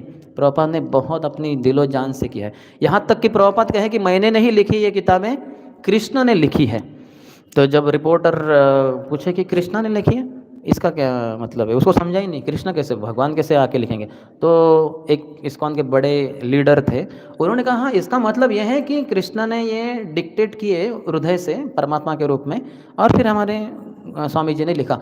प्रभुपाद ने कहा क्या मूर्ख हो तुम क्यों बोल रहे, मैंने बताया ना कृष्णा ने लिखा है। तो रिपोर्टर के सामने ही अपने वरिष्ठ शिष्य को डांट दिया, नहीं ये कृष्णा ने लिखी है करके। तो वो शिष्य भी शांत, रिपोर्टर भी शांत, प्रभुपाद ही एकदम। तो इसका एक प्रमाण है, मैंने एक भक्त से सुना कि श्री संप्रदाय के आचार्य जिन्होंने श्री रंगम में रंगनाथ की जीवन भर सेवा की, तो बूढ़े हो गए वो, कुछ तो 78 या 80 साल के, तो शरीर से जमता नहीं भगवान की सेवा वगैरह। तो फिर उनको जवान थे सेवा करने के लिए, तो तैसे वो सेवा नहीं कर पाते थे। तो वो इस्कॉन के एक मंदिर में आए और बुक स्टॉल पे उन्होंने पूछा कि आपके पास श्री चैतन्य चरितामृत है क्या? वो बोले देखा भक्तों ने कि नहीं था। बोले नहीं है अभी। तो बोले फिर कब आएगा? बोले 1 महीने के बाद आइए आपको मिलेगा। तो बोले ठीक है। तो वो जा रहे थे तो उनको कहा कि हरे कृष्णा, क्योंकि उनका तिलक इतना प्रोमिनेंट होता है श्री संप्रदाय के, वो तो भगवान की सेवा कर चुके हैं तो उनका तो तिलक रहेगा ही। तो उनके कहा कि आप श्री रंगम से श्री रंगनाथ के सेवक हैं क्या? बोले हाँ हम वहाँ के श्री संप्रदाय के हैं। तो बोले फिर आप ये श्री चैतन्य चरितामृत क्यों पढ़ना चाहते हैं? जो हमारे गौड़ीय संप्रदाय मध्व संप्रदाय का किताब है। आपके पास तो रामानुजाचार्य के इतने सारे ग्रंथ हैं जो आपने तो पढ़े ही होंगे। बोले हाँ वो तो पढ़े हैं, लेकिन मेरे रंगनाथ ने, जिनकी मैंने जीवन भर सेवा की, मुझे बताया प्रत्यक्ष रूप से कि तुम ये स्वामी प्रभुपाद के जो ग्रंथ हैं वो पढ़ना, विशेषतः श्री चैतन्य चरितामृत, ये ग्रंथ स्वयं मैंने लिखा है और मेरी इच्छा है, क्योंकि तुम अभी बूढ़े हो गए हो, ये ग्रंथ तुम पढ़ो, यानी मृत्यु के पहले ये तुम पढ़ो। तो मेरे रंगनाथ के मेरे लिए प्रत्यक्ष आदेश है कि ये मैं, है ना, रंगनाथ ने लिखा हुआ ये ग्रंथ, तो मुझे पढ़ना है, तो इसलिए मुझे चाहिए करके, तो मैं 1 महीने के बाद आऊँगा। तो देखिए इतने बड़े आचार्य को रंगनाथ ने, भगवान रंगनाथ ने कहा कि ये किताब मैंने लिखी है स्वामी प्रभुपाद की, तो तुम पढ़ो इसको, न तो मैंने लिखी है लेकिन तुम्हें पढ़ना भी है मृत्यु के पहले। तो हम इससे देख सकते हैं कि प्रभुपाद की किताबें कोई सामान्य चीज़ें नहीं है, ये भगवान का, ये पूरे संसार के लोगों के लिए ये योगदान है जो प्रभुपाद को माध्यम बनाकर ये हम सब के लिए प्रदान किए गए हैं।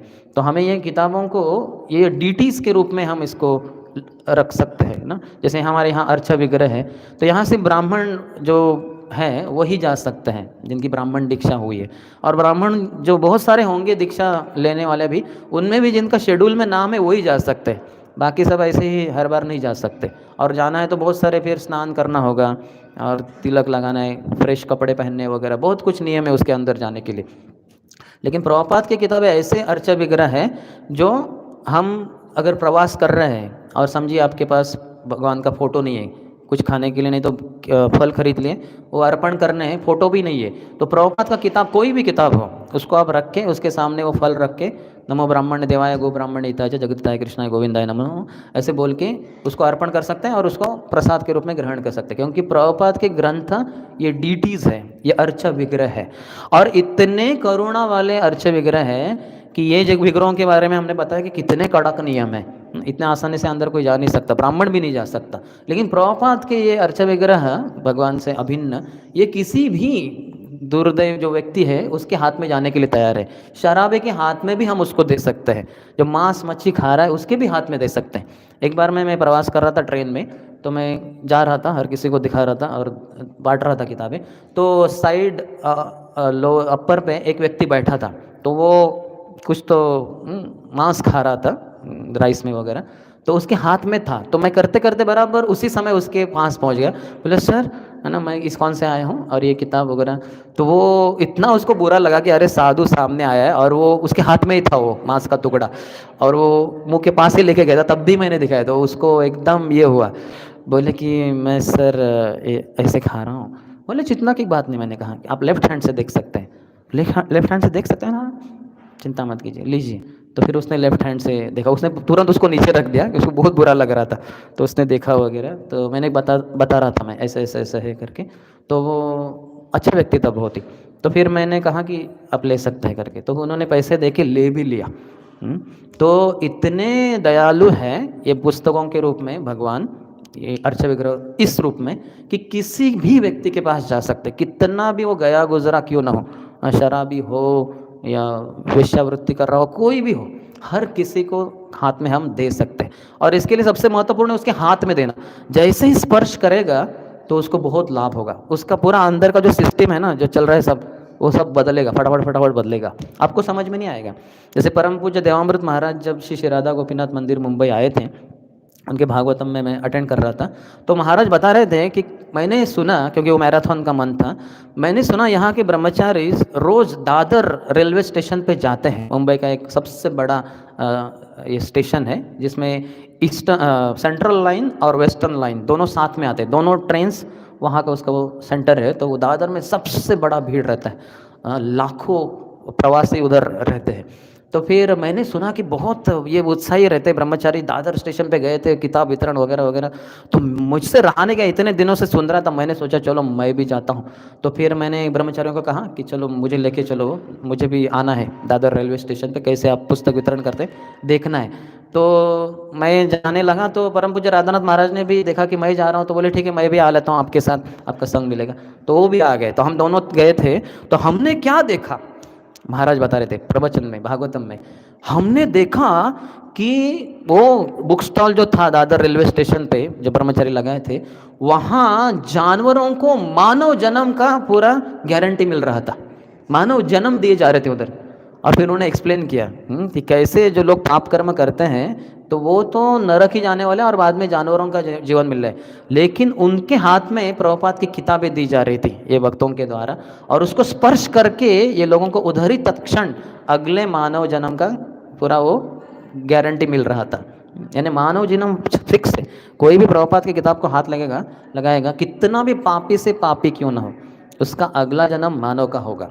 अर्थात इसी जन्म में पढ़ के अगर वो इस्कॉन के प्रभुपाद के नियमों के अनुसार चले, दीक्षा वगैरह ले ले, तो हो सकता है इसी जीवन में भी भगवत धाम चला जाए, अगले मानव जन्म की ज़रूरत ही नहीं। लेकिन ले दे के नहीं हुआ तो अगला मानव जन्म तो फिक्स्ड है। जैसे प्रसाद का भी वही है, किसको एक बार संसार में प्रसाद मिल गया भगवान को अर्पित, तो उसका अगला मानव जन्म फिक्स्ड है ना, यमदूत बाकी कोई कुछ नहीं कर सकते। तो उसी तरह से प्रभुपाद की किताबें हैं, तो इसलिए हमें इनको पढ़ना चाहिए और बांटना चाहिए। पढ़ने से बहुत प्रेरणा मिलती है। जो भी कोई पेरिनियल बुक डिस्ट्रीब्यूटर्स है, यानी सालों से पुस्तक वितरण कर रहे हैं, उनका अनुभव यही है कि किताबें पढ़ने से एक शक्ति आती है, एक ऐसे अंदर से आवाज़ आती है और एक फोर्स आता है जो आप देख ना पाओ, समझ ना पाओ, कि जो आपको किताब वितरण के लिए प्रेरणा देगा ही देगा। ये मेरा स्वयं का भी अनुभव है कि मैं ऐसा बहुत सोच रहा था कि ये प्रेरणा इतनी क्यों है हमें किताब वितरण करने के लिए। जीबीसीएस ने तो मुझे प्रत्यक्ष रूप से बोला नहीं, मेरे गुरु महाराज ने बोला नहीं, प्रेसिडेंट राधेश्याम प्रभु ने बोला नहीं, टेम्पल के मैनेजर नहीं बोल रहे, तो मैं क्यों पागलों की तरह ये किताब लेके रोज़ लंच के बाद 1 बजे के बाद स्कूटर पे जाता हूँ स्वारगेट बस स्टैंड पे, और 1.5 घंटा 2 घंटा 3 घंटा ये किताबें, एक बस में जाओ अनाउंसमेंट करो कि ये किताब ऐसा है वगैरह, और फिर सब पैसेंजर्स को दिखाओ, फिर सब वितरण करके उधार से उतरो, दूसरे बस में चढ़ो। ये सब मैं क्यों कर रहा हूँ पागलों की तरह, क्या कारण है? तो मैं बहुत सोचता गया, 1 महीना हुआ, 2 महीने, 3, 4, 5 महीने के बाद मुझे समझा इसका और कोई कारण नहीं, वो जो तुम प्रभुपाद की किताब पढ़ रहे हो ना, प्रभुपाद कहे कि मैं मरूंगा नहीं, मैं अपने किताबों में हमेशा उपस्थित रहूँगा। तुम प्रभुपाद का बहुत संग कर रहे हो, इसलिए प्रभुपाद तुम्हें वो चाबी घुमा रहे पूरा, वो और कोई नहीं है दुनिया में फोर्स, वो प्रभुपाद स्वयं ही तुम्हें प्रचार कर रहे हैं जब तुम किताब पढ़ते हो।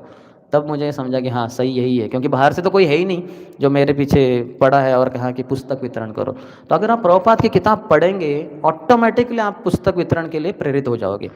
1 घंटा रोज़ पढ़ना चाहिए कम से कम, हो सकता है तो 2। मैं अपने जीवन में कभी 2, कभी 3, कभी 4, कभी 5, कभी 7, कभी 8, कभी 10 घंटा भी एट स्ट्रेच पढ़ा हूँ प्रभुपाद की किताबें।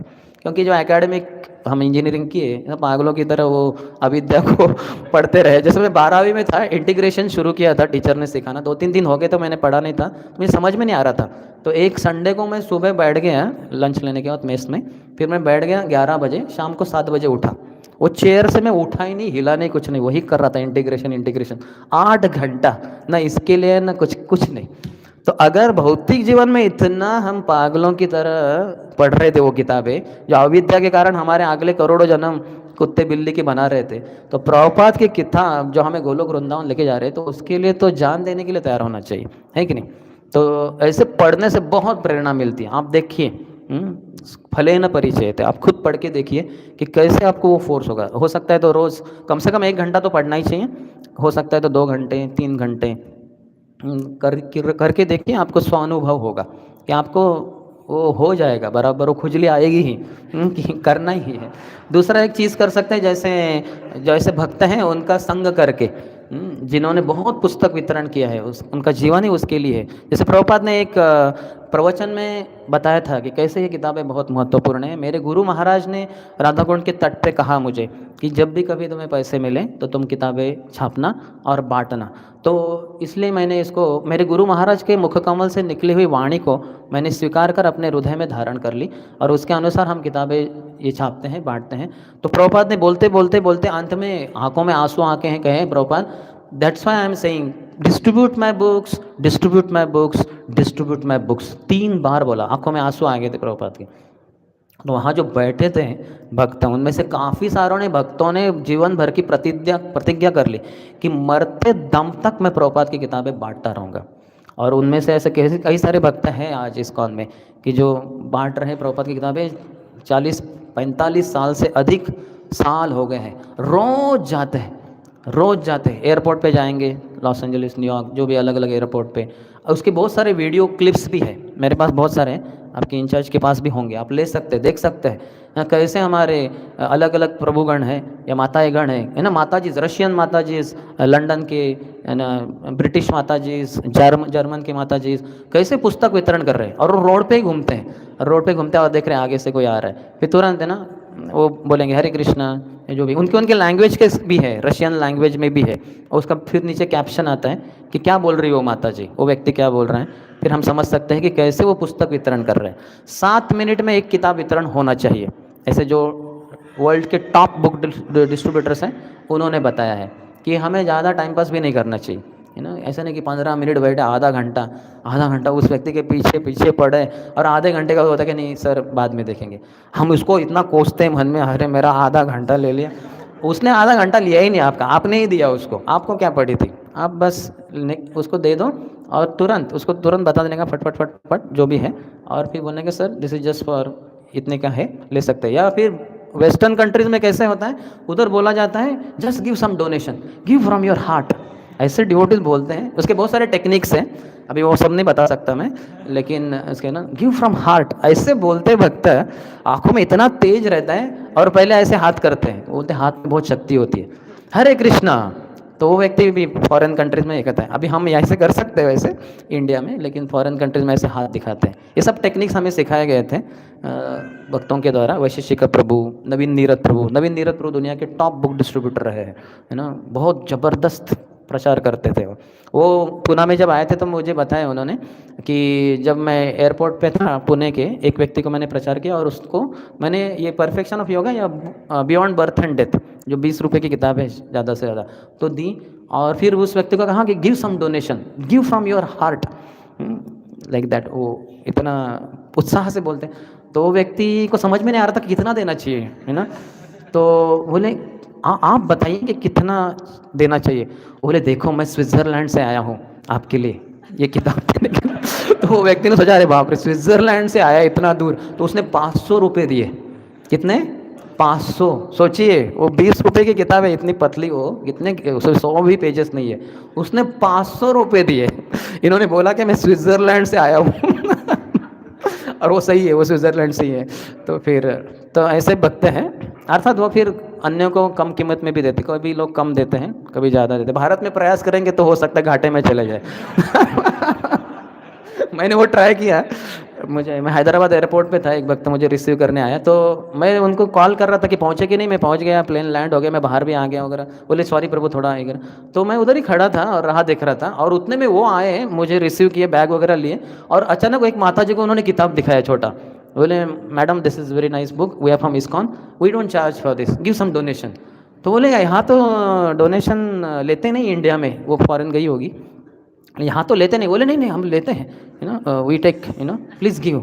तो फिर उसने, उसका कॉल भी आया था वो माता जी का, करते करते उसने 100 रुपये दे दिए। तो मैं सोचा अरे मैं इधर खड़ा था, मैंने कुछ किया ही नहीं, और इन्होंने मुझे रिसीव करने के लिए एक क्षण में, 1 मिनट भी नहीं हुआ था, उन्होंने तुरंत उस माता जी से किताब बांट के 100 रुपये भी ले ली। तो मैंने भी ट्राई किया बाद में एक जगह पे, तो ड्राइवर के साथ जो मुझे वारंगल लेके गया हैदराबाद से, तो मैंने दिया कि ना ये आपके लिए है, आप ले लीजिए वगैरह, तो डोनेशन दीजिए। तो बोले मेरे पास पैसे ही नहीं है तो मैं इतना हताश हो गया, मतलब अरे रे मैंने तो गलती कर दी, अभी किताब भी गया, अभी वापस लेना भी अच्छा नहीं। मैं बोला ठीक है, फिर आपका घर पास में है, कृपया दीजिए वगैरह डोनेशन के रूप में वगैरह। बोले हाँ हाँ दूंगा, तो मिला ही नहीं वो एक भक्तों को लगाया मैंने कि अरे उसका फॉलोअप करो उससे डोनेशन लेना है। तो भारत में थोड़ा खतरा हो सकता है, लेकिन नहीं तो किताब का कीमत बता सकते हैं और लोग लेंगे, तो उसको ठीक से बांटना चाहिए। प्रभुपाद ने कहा है कि मंदिर भी चला सकते हैं किताब वितरण करने के द्वारा। जैसे तिरुपति मंदिर का 80% जो लक्ष्मी है पूरे कंस्ट्रक्शन का, वो पुस्तक वितरण से आया है।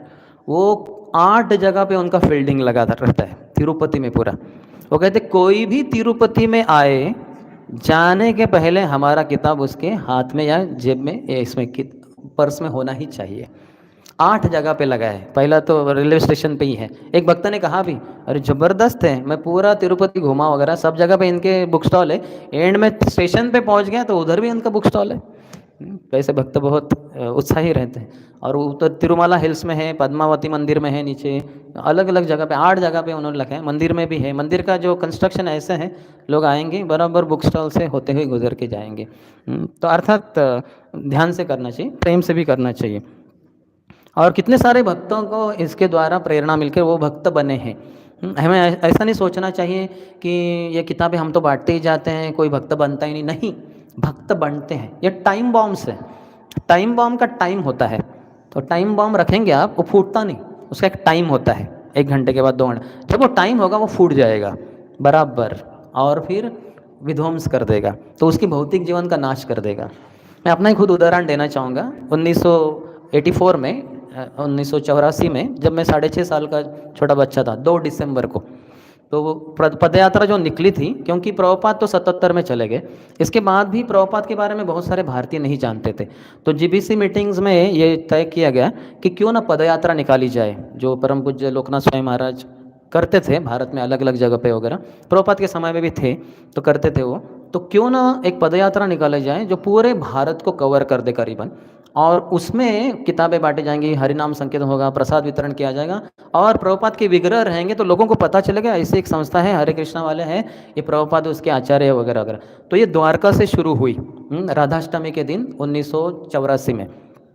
तो परम पूज्य जयपताका स्वामी महाराज और परम पूज्य लोकनाथ स्वामी महाराज, ये 2 तो थे ही, तो उन्होंने गौर निताय के विग्रहों की स्थापना की। उधर जो लाए थे उनके विग्रहों की स्थापना की। ये सिर्फ पदयात्रा के लिए थे, और फिर प्रभुपाद के भी विग्रह थे उसमें, तो उनको स्थापित किए। फिर द्वारका से शुरू हुई ये राधाष्टमी को, और फिर चल के पदयात्रा है, धीरे धीरे धीरे बैल वो चलते हैं और भक्त चलते हैं, हाथी भी थे उसमें, है ना। तो फिर चलते चलते फिर वो मुंबई आ गए बाद में। फिर मुंबई से पूना जब जाते हैं तो बीच में हमारा गांव आता है, मुंबई पूना के बीच में, मुंबई से काफ़ी पास में 66 किलोमीटर पे। तो 2 दिसंबर के थे उधर। तो उस दिन मैंने वो पूरा भक्तों को देखा। 60 सैफरन ब्रह्मचारी थे वो, 60, मेरे भाई ने बताया मुझे। तो वो सबका हरिनाम संकीर्तन हमारे गांव के रास्ते के ऊपर, मुझे अभी भी याद है उसका फेंट, उनका जो सैफरन है वो मेरे जो मस्तिष्क पटल पे वो फेंट पिंक जैसा उसका आज भी छवि है। चेहरा तो किसी का नहीं आया, लेकिन वो जाते हुए वो आज भी है। तो फिर शाम को कार्यक्रम था, वो भी हमने अटेंड किया। मुझे पता नहीं था, एक चीज़ हुई थी कि मेरे पिताजी ने बुक स्टॉल से भगवद गीता खरीदी थी मराठी में, जो 1984 में, वो 20 रुपये की थी वो। तो फिर वो किताब घर में थी, और मैं बहुत वोरेशियस रीडर था। मैं जो भी किताब, पिताजी दुकानदार थे तो रद्दी खरीदते थे, तो जैसे ही रद्दी खरीदते थे मैं पिताजी को बोलता था कि हट जाओ, ये सब मेरी है रद्दी। तो फिर मैं जो भी वर्तमान पत्र थे सब इकट्ठा करके उनको देता, ये आपका, इसमें हमें दिलचस्पी नहीं। और जो भी सब किताबें है मेरे लॉकर में रखता था, और सब किताबें मैं पढ़ देता था स्टार्ट से एंड तक, सभी की सभी। कुछ मिला नहीं बाद में नया, तो फिर वही किताब फिर से लेके दूसरी बार पढ़ता था, ऐसे करके। तो ये किताब हमारे घर में थी, भगवगीता एज इट इज़। ये टाइम बॉम्ब है, तो वो फूटा नहीं था अभी तक। तो पिताजी पढ़ते थे, उसको अंडरलाइन वगैरह किए थे। तो मेरे मन में था कि ये बहुत मोटी किताब है, तो ये पढ़नी है। तो कब पढ़ेंगे। तो जब मैं 13-14 साल का था, 8वीं 9वीं में, तो मैंने ये किताब ले ली। बोले अभी टाइम आ गया है, तो मैंने पूरी किताब पढ़ डाली शुरुआत से अंत तक। कुछ समझा नहीं, यही समझा कि मैं शरीर नहीं, मैं आत्मा हूँ।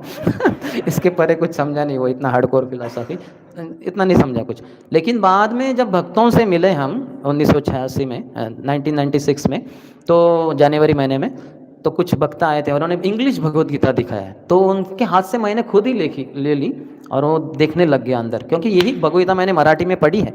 अभी मैं इंग्लिश जानता हूँ, इंग्लिश भी पढ़ सकता हूँ, तो मैंने ले ली। तो उनको समझ में आएगा ये तो प्रॉस्पेक्टिव कैंडिडेट है, ये तो लेगा ही ज़रूर, इतना खुद से ले ली वगैरह। तो मैंने कहा हाँ कितने की है, वो बोले 100। तो बोले हमने तो 20 की खरीदी थी। और हम बहुत कंजूस थे। पिताजी ने 10-15 हज़ार रुपये रखे थे बैंक में, और मेरे लॉकर में तो 500 रुपये तक तो रहेंगे ही हॉस्टल रूम में। तो हम कंजूस थे, तो हमने बोला कि नहीं, वापस दे दी। तो उन्होंने पूछा मनी प्रॉब्लम, पैसे का? हमने कहा नहीं, मनी प्रॉब्लम नहीं। तो वो तो दंग रह गया, अरे इतना उत्साही व्यक्ति है, बोल रहा है मनी प्रॉब्लम नहीं।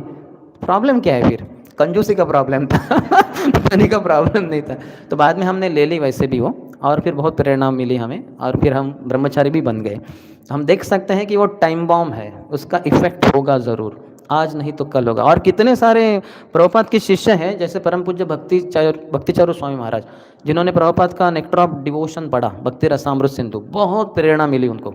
और उन्होंने अपना जीवन समर्पित किया। फिर आत्म तत्व प्रभु है, उन्होंने भी प्रभुपाद की कोई तो एक किताब, वो तो कहीं तो बुक गोडाउन में फंस गए थे कैसे, तो भक्त गोडाउन को लॉक करके चले गए, वो रात भर थे और वो सन्यासी थे कुछ तो मायावादी संप्रदाय में, तो पढ़ने का बहुत शौक था, तो बुक्स तो उसमें ही है गोडाउन में लटके हुए अटके हुए, वो सब लॉक करके चले गए। तो उन्होंने पूरे रात भर में वो एक कुछ तो किताब पढ़ डाली, इतनी प्रेरणा हुई, दूसरे दिन अपने जीवन को प्रभुपाद के चरणों में समर्पित कर दिया। वैसे इंद्रदुम्न स्वामी महाराज थे, शायद कुछ तो कारपेंटर या कुछ तो उनका जॉब था, तो उनके पास इतने पैसे नहीं थे, लेकिन एक लाइब्रेरी ज्वाइन की थी, तो लाइब्रेरी में उनको भागवतम मिल गया, तो भागवतम पढ़ा, फिर बहुत अच्छा लगा, फिर दूसरा वॉल्यूम पढ़ा वगैरह, फिर बाद में भक्तों के संपर्क में आके वो भक्त बन गए। और ऐसे कितने सारे भक्त हैं जो किताब को पढ़कर उनको प्रेरणा मिली। तो ऐसा नहीं सोचना चाहिए कि इसका कुछ रिजल्ट नहीं आता, आता है, आपको दिखेगा नहीं, लेकिन होता है ज़रूर, उसका बहुत इम्पैक्ट होता है। तो प्रभुपाद ने कहा है बुक्स आर द बेसिस, है ना, ये मूलभूत है, ये नींव है हमारे प्रचार की। तो जितना किताबें बांटेंगे उतना संसार में क्रांति आ जाएगी। भागवतम में बताया भी है, पहले स्कंद के 5वें श्लोक में नारद मुनि कहे हैं, तद्वाग विसर्गो जनताग विप्लवो यस्मिन् प्रतिश्लोकमबध्यवत्यपि न मान्यनन्तस्य यशोंकितानि यत् शृण्वन्ति गायन्ति गृह्णन्ति साधवः। कि वो ग्रंथ, वो रचना जिसमें भगवान के नाम रूप गुण लीला इत्यादि का अच्छे ढंग से लिखा गया है, तो वो हालांकि उसमें कुछ मटेरियल भौतिक रूप से कुछ कमियां हो सकती है, लेकिन इसके बावजूद भी पूरे संसार के जो पापी लोग हैं उनके जीवन में क्रांति ला सकता है। और इसी कारण जो साधु महात्मा होते हैं ऐसे ग्रंथ को बहुत ही आनंद से उसको लेते हैं, पढ़ते हैं, उसका आनंद लूटते हैं। तो प्रभुपाद की किताब में भी ऐसे ऊपरी रूप से देखा जाए तो कुछ फॉल्ट्स थे, भक्त निकाल रहे उसको। फॉल्ट्स यानी कैसे, जैसे पहला एक शब्द है कृषि गोरक्षा वाणिज्यम, तो गोरक्षा शब्द को प्रभुपाद ने क्या ट्रांसलेट किया था कि कैटल रेजिंग, इंग्लिश में, इंग्लिश भगवगीता में। तो अभी क्योंकि क्या है, भारत में चिल्ड्रन रेजिंग होता है, बच्चों को हम पालते हैं, बड़ा करते हैं, तो चिल्ड्रन रेजिंग कहते हैं उसको। तो वैसे प्रभुपाद ने कहा कि कैटल रेजिंग, जैसे बच्चों को बड़ा करते हैं हम, वैसे कैटल्स को। तो जब प्रभुपाद अमेरिका में थे, कुछ शिष्यों ने कहा प्रभुपाद इसका मतलब ऐसा नहीं होता, अमेरिका में कैटल रेजिंग यानी जो लाइफ स्टॉक होता है, जानवरों को बहुत खिलाया जाता है, बहुत धष्ट पुष्ट बनाया जाता है, फिर उनको काटा जाता है, उसी के लिए उनको बहुत खिलाया जाता है, तो वो कैटल रेजिंग का अर्थ है। प्रभुपाद कहे नहीं, ये तो बिल्कुल विरोध, हम तो गोरक्षा बात कर रहे हैं। तो बोले फिर ये शब्द नहीं चलेगा, फिर कौन सा शब्द, फिर सब सोच के फिर वो काउ प्रोटेक्शन वो शब्द इंग्लिश में डाला गया। प्रभुपाद के हाँ, फिर अभी सभी वक्तों ने कहा ये शब्द चलेगा, इसका अर्थ काउ प्रोटेक्शन है, गोरक्षा होता है, कैटल रेजिंग का नहीं होता। तो ऐसा एक हुआ, तो ऐसे कुछ स्पेलिंग मिस्टेक रहेगा, हो सकता है कुछ प्रिंटिंग मिस्टेक है, लेकिन इसके बावजूद भी प्रभुपाद की किताब में वो ताकत है, वो शक्ति है जिसके द्वारा पूरे संसार में क्रांति ला सकता है। तो इसलिए हमें ये किताबों को बहुत उत्साह से पढ़ना चाहिए और उसको बांटना भी चाहिए। और फिर प्रभुपाद ने यहाँ तक कहा है कि क्राइम माय परपोर्ट्स, मेरे जो तात्पर्य है, भावार्थ है, उनको आप पूरी तरह से रट्टा मारो, हमारी भाषा में उसको कंठस्थ कर लो। तो हमें करना चाहिए, कम से कम एक आध दूसरा तो करना चाहिए, प्रभुपाद ने कहा है। तो ये करेंगे तो बहुत आनंद आएगा। प्रभुपाद के जो ग्रंथ है इसमें ऐसे बहुत शक्तिशाली शब्द है। प्रभुपाद ने यहाँ तक कहा है कि एक किताब काफ़ी है व्यक्ति को शुद्ध करने के लिए, भगवत धाम लेके जाने के लिए। फिर कहा नहीं, एक किताब नहीं, एक पन्ना भी इसका काफ़ी है। कहे एक पन्ना नहीं, एक परिच्छेद पैराग्राफ भी काफ़ी है। कहे एक पैराग्राफ भी नहीं, तो कहे कि एक लाइन, एक वाक्य भी काफ़ी है। बोले एक वाक्य नहीं, एक शब्द भी काफ़ी है। इतना प्रभुपाद ने खुद कहा है। और प्रभुपाद खुद अपने ग्रंथों को पढ़ने में रुचि लेते थे। ऐसा संसार का कोई भी लेखक नहीं है जो अपने किताब को छापने के बाद पढ़ेगा नहीं। पढ़ेगा तो एक ही कारण से, एडिटिंग के लिए, जिससे कि अगली बार अच्छे से सेल हो सके। क्योंकि कुछ लोग बताएंगे कि आपके किताब में थोड़े से ये है, त्रुटि है वगैरह। बोले अच्छा, इसके कारण सेल कम हो रहा है, ठीक है, वो एडिटिंग करके छापेगा और जिससे कि अधिक लोग खरीदे और पैसे मिले जास्त।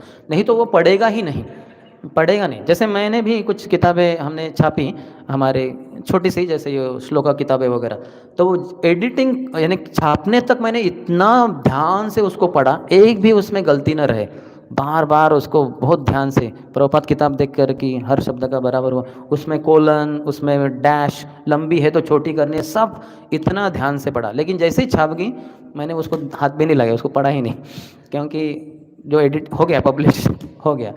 तो क्योंकि व्यक्ति का जो एक अंश होता है वो किताब के रूप में बाहर आता है, उसकी बुद्धि का, उसके मन का। कवि है कोई, उसने कविताएं लिखी है, तो उसका मन तो बहुत बड़ा है, उसका एक छोटा सा अंश वो किताब के रूप में छाप देता है, तो वो पूरा भी नहीं है उसमें, तो इसलिए क्यों पढ़ेगा उस किताब को। लेकिन प्रभुपाद की किताबें कृष्ण ने लिखी है, इसका सबूत ये है कि प्रभुपाद खुद अपने किताबों को पढ़ने में, या भक्तों जब पढ़ते थे उनको सुनने में रुचि लेते थे, बहुत ही आनंद से रुचि लेते थे। यहाँ तक कि जन्माष्टमी के दिन हमें पता है भक्तों ने पूरे दिन उपवास रखा था, कुछ खाए नहीं पिए नहीं, और रात के 12 बजे कृष्ण जन्म हो गया तो बहुत ज़ोर से कीर्तन वगैरह हो गया, गौराती वगैरह हो गई, 12:30 बज गए तो सभी जय ध्वनि हो गया, प्रेम ध्वनि, तो सब प्रभुपाद थे उधर, तो प्रभुपाद बैठ गए प्रेम ध्वनि के बाद।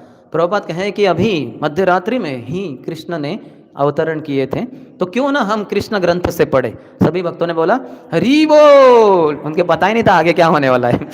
तो फिर किसी भक्त ने लाई कृष्ण किताब और फिर वो शुरू हो गए कि पहला अध्याय है ना, तो फिर वो शुरू हो गए, पढ़ते गए।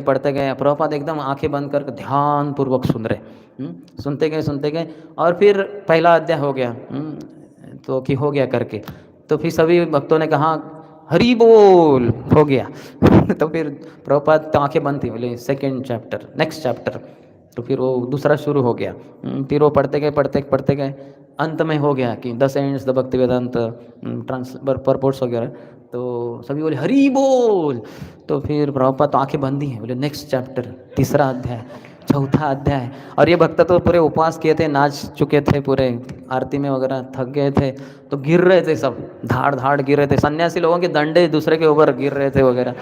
तो प्रभुपाद को पता ही नहीं क्या है, प्रभुपाद कहते हैं 5वां अध्याय, 6ठा अध्याय, कुछ तो 8 अध्याय तक पढ़े। तो प्रभुपाद ने आंखें खोल के देखी, operation successful, all patients are dead. सब भक्त गिर रहे हैं, उनका पूरा हालत ख़राब है। तो प्रभुपाद करुणा के कारण बोले ठीक है, शायद बहुत देर रात हुई है, भक्तों ने उपवास भी किया है, तो शायद उपवास किए हैं तो अभी उपवास छोड़ना चाहिए, तो अभी सब भक्त प्रसाद के लिए प्रस्थान कर सकते। सभी ने बोला जय प्रभुपाद, प्रभुपाद की जय। 8 अध्याय के बाद आंखें तो खोली, नहीं खोलते तो हम इधर ही समाधि बन जाती थी हमारी। तो हम देख सकते हैं प्रभुपाद के खुद के उदाहरण से कितना आनंद लेते थे अपने ही ग्रंथ पढ़ने में, तो वो भगवान ने ही लिखे हैं, तो इसलिए वो बहुत आनंद लेते थे। और प्रभुपाद की इच्छा थी कि ये सभी जगह पे बांटे जाए, विशेषतः स्कूल्स कॉलेजेस में, क्योंकि युवा पीढ़ी रहती है, अगले पूरे जो समाज है उसको वही नेतृत्व करने वाले हैं, तो इसलिए ऐसे युवाओं को ये ज्ञान होना चाहिए। नहीं तो जैसे आज की स्थिति है, ये अविद्या के घर बन जाते हैं, स्पिरिचुअल स्लॉटर हाउसेस, आध्यात्मिक कत्ल खाने हैं ये आज के स्कूल्स कॉलेजेस वगैरह, जहाँ आत्मा के बारे में कुछ ज्ञान ही नहीं दिया जाता। मासूम बच्चे आते हैं और फिर वहाँ उनको कत्ल किया जाता है, ये सब शिक्षकों के द्वारा वगैरह, जो खुद न शराब पीते हैं या सिगरेट फूकते वगैरह, इतने गंदे प्रवृत्ति के लोग। जैसे मैं खुद ही इंजीनियरिंग में था, सेकेंड ईयर में, जो हमें एक सब्जेक्ट था अप्लाइड थर्मोडायनामिक्स AT, तो वो जो हमारे टीचर थे ब्लैक बोर्ड के ऊपर एक सम देते थे, आप सॉल्व करो, और फिर वो चले जाते थे क्लासरूम से। तो हम सॉल्व कर रहे थे, तो मेरे बाजू में जो स्टूडेंट मेरा मित्र बैठा था, बोले पता है कहाँ जाते हैं? मैं बोला जाते होंगे 1 नंबर या पानी पीने के लिए। बोले नहीं, वो सिगरेट फूकने के लिए जाते हैं। बोले सिगरेट फूकने के लिए? बोले हाँ, क्योंकि ये 1 घंटे का हमारा पीरियड है ना, तो इनके लिए बहुत ज़्यादा हो जाता है, उनको रहा नहीं जाता 1 घंटा सिगरेट के बिना। तो वो जाते हैं, हमें सम देते हैं, फिर जाते हैं नीचे अपने केबिन में और थोड़ा फूक के आते हैं, फिर वो आते हैं वापस। मैं तो दंग रह गया, माय गॉड, इसलिए ये ऐसा है क्या, हमें लगा दिया इसमें। तो ऐसे सब टीचर्स हैं, तो क्या वो, उनका तो कुछ चरित्र ही नहीं है, और उनको तो कुछ पता ही नहीं भगवत भक्ति के बारे में, सिर्फ आर्थिक विकास, पैसे कमाओ बस, और वो पैसे के द्वारा पागल हो जाओ, आत्महत्या करो, डाइवोर्स दे दो, या फिर जानवरों को मारो, ऐसे ही इनकी संस्कृति है। तो इसमें अगर क्रांति लानी है तो प्रभुपाद की किताब हमें देनी चाहिए, फिर लोगों को समझेगा कि क्या है ये जीवन, कैसे बिताना चाहिए, कुत्ते बिल्ली जैसा नहीं, मानव के समान, और फिर मानव में भी दिव्यता कैसे आए। वो सब बताया जाएगा, साधु महात्मा कैसे बने और भगवत धाम कैसे जाए, ये सब प्रभुपाद ने अपने किताबों में दिया है। इसलिए इनको बांटना हमारे लिए बहुत ही महत्वपूर्ण है। इसके द्वारा प्रभुपाद की बहुत कृपा मिलेगी। प्रभुपाद को ही हम सोचिए, जैसे प्रभुपाद के समय प्रभुपाद प्रवचन देते थे, उनके लिए भक्त आयोजन करते थे, उनको बुलाते थे अलग अलग कॉलेजेस में वगैरह, तो वैसे ही हमें प्रभुपाद को दूसरों को किताब बांटने का अवसर देने का सेवा प्राप्त हो रहा है। मुझे इतना आनंद होता है, इतने जीवन भर में इतने सारे किताबें बांटी। एक बार मैं प्रवास कर रहा था, बहुत सालों पहले की बात है, तो प्रवास करते करते मैंने एक व्यक्ति को प्रचार किया, तो उसके ही मुंह से निकला कि अभी तो मुझे उतरना है, यहाँ से जाना है, आपके पास कुछ किताब है क्या? तो मेरे पास कुछ किताब ही नहीं थी। तो बोले अरे अरे अरे, कितना मूर्खता की बात है, इतना प्रचार किया, अभी मेरे पास, वो मांग रहा है खुद किताब, मेरे पास है ही नहीं। तो तब से मैंने प्रण कर लिया, जब भी प्रवास करूँगा मेरे पास किताब होनी ही चाहिए। तो तब से लेके हम आज तक बहुत सारे किताबें बांटते आए, 10,000 से अधिक वैयक्तिक रूप से। ऐसा कोई ट्रेन में प्रवास नहीं हुआ जिसमें हमने ट्रेन के लोगों को किताब दिखाई नहीं। सबको पूरा पार करने का, यहाँ से वहाँ। पहले मैं धीरे धीरे करता था, एक व्यक्ति के साथ बहुत समय देता, बाद में सोचा ये अलग ये तरह का ठीक नहीं है, तो फिर मैं थोड़ा फास्ट करता था, पूरा इस तरफ जाओ ट्रेन के, फिर अपने बोगी में आके फिर से वहाँ से पूरा कवर कर देगा पूरा ट्रेन, और वो लोग लेते भी हैं। सेकेंड हैंड किताबें भी हमने बांटी है वगैरह।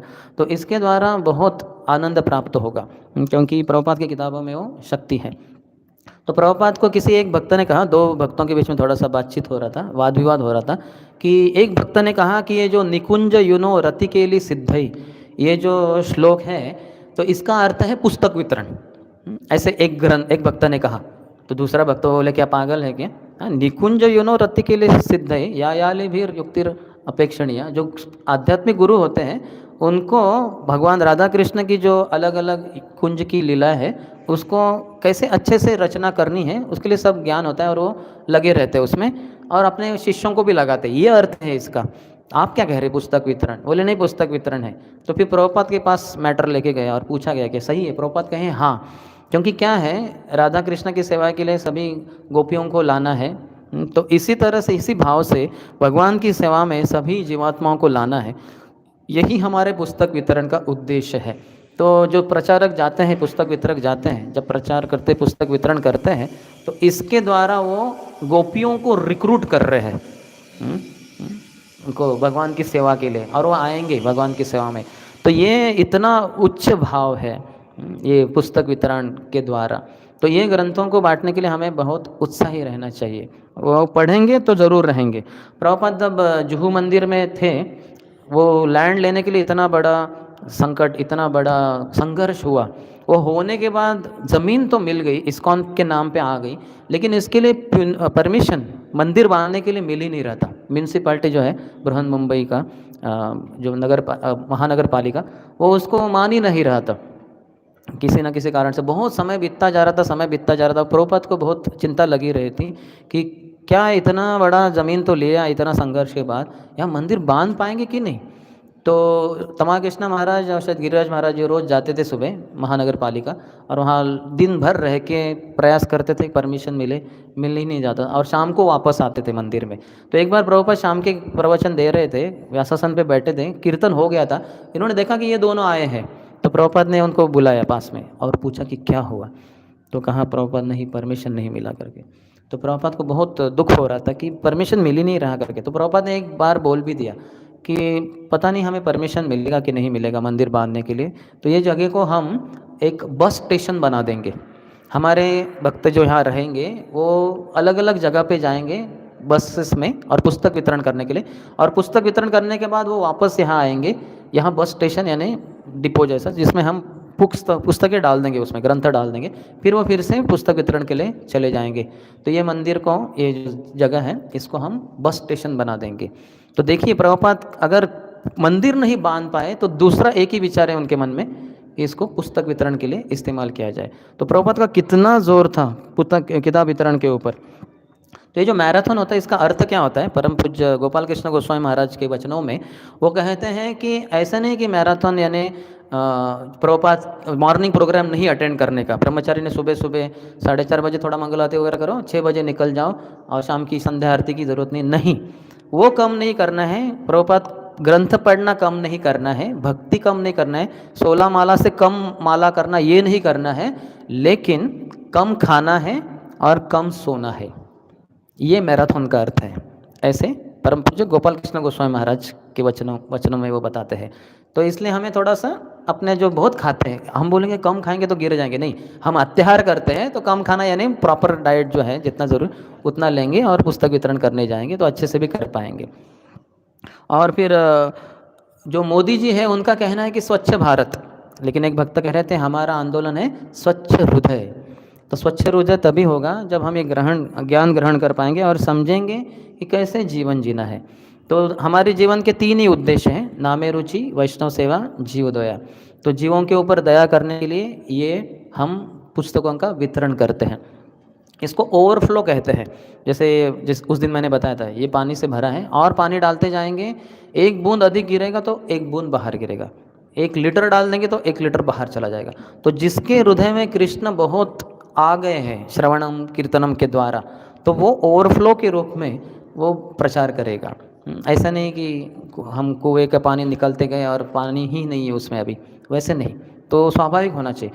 तो पुस्तक वितरण के 4 नियम हैं। आप में से कितने जनों को पता है पुस्तक वितरण के 4 नियम हैं? ये जो दुनिया के सबसे बड़े बड़े पुस्तक वितरक हैं उनके द्वारा साथ में आके ये बनाए गए हैं। तो ये सभी जगह पे, सभी स्थान में, सभी के लिए लागू होते हैं। तो मैं बताता हूँ। पहला वाला है स्ट्रॉन्ग साधना। बहुत ही स्ट्रॉन्ग साधना होनी चाहिए। ये पहला ही है, ये फाउंडेशनल है पुस्तक वितरण में भी। तो रोज़ सुबह कम से कम 4 बजे उठना, 4:30 बजे मंगल आरती वगैरह अटेंड करना, पूरा मॉर्निंग प्रोग्राम ध्यानपूर्वक अटेंड करना, ध्यानपूर्वक जप करना, प्रभुपाद की किताबें रोज़ कम से कम 1 घंटा पढ़ना। इतना जितना ज़्यादा करेंगे ये सब, तो उससे स्ट्रॉन्ग साधना हो जाएगी। भक्तों के संग में हरिनाम संकीर्तन करना, वो सब भक्तों के संग में जितना हो सके, प्रसाद लेना, सभी क्रियाएं भक्तों के संग में, तो इसके द्वारा स्ट्रॉन्ग साधना हो जाएगी। फिर दूसरा है यू मस्ट कैरी बुक्स। आपको किताबें कैरी करना चाहिए। नहीं कैरी करेंगे तो क्या वितरण करेंगे? जैसे एक बार मैं ट्रेन में जा रहा था, पूना से शायद चेन्नई जा रहा था मैं, वीआईटी वेल्लोर के लिए।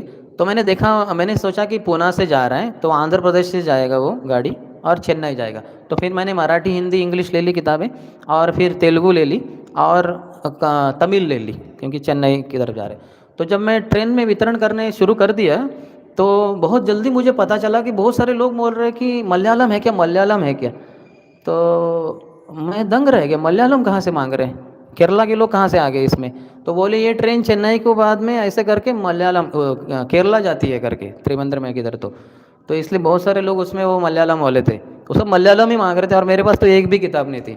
तो मैंने सोचा ओ मैंने गलती कर दी। वो तो मैंने सोचा ही नहीं कभी कि वो मलयालम किताब भी मांगने वाले रहेंगे लोग उसमें। मैंने सोचा कि वो मैं जा रहा हूँ चेन्नई तो तेलुगु तमिल वही काफ़ी है। तो वे पता होना चाहिए कि कहाँ कहाँ जा रहे, तो कैरी करना चाहिए बुक्स। मेरे पास थे ही नहीं मलयालम किताबें, तो मैं बांट ही नहीं पाया, है तो क्या बांटेंगे, जो थी वही बांट पाए। फिर तीसरा है कि you must carry books, more you show more you distribute, the more you show the more you distribute. जितना दिखाएंगे उतना आप बांट पाएंगे।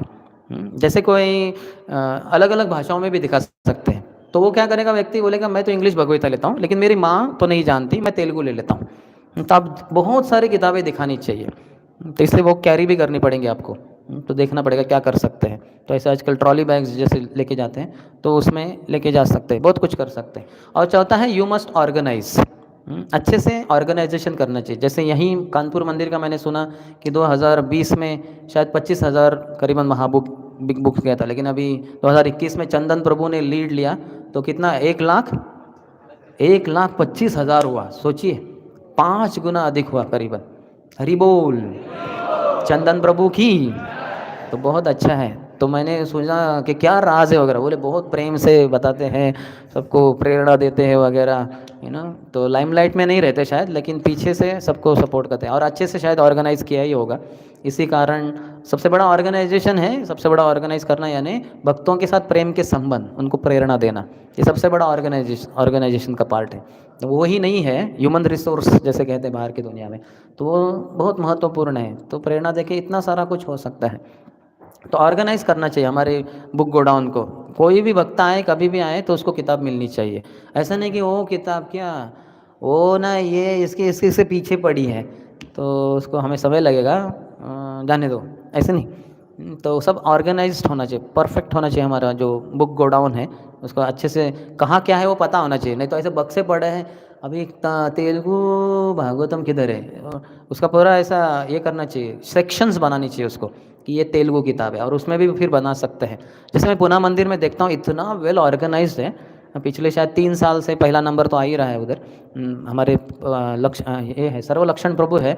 जब भी जाता हूँ मैं गोडाउन देखता हूँ इतना सिस्टमेटिक, जो ब्यूरो एक कबोर्ड रहता है उसके ऊपर वो जो किताब का जो फ्रंट कवर है उसका लैमिनेटेड, प्लास्टिक लैमिनेटेड ये रहता है। यानी ये जो कबोर्ड है इसके ये सेक्शन में लॉज ऑफ नेचर रहेगा, ये सेक्शन में परफेक्ट क्वेश्चन परफेक्ट आंसर, यानी ऊपर से ही समझ में आता है कि अंदर कौन सी किताबें होंगी।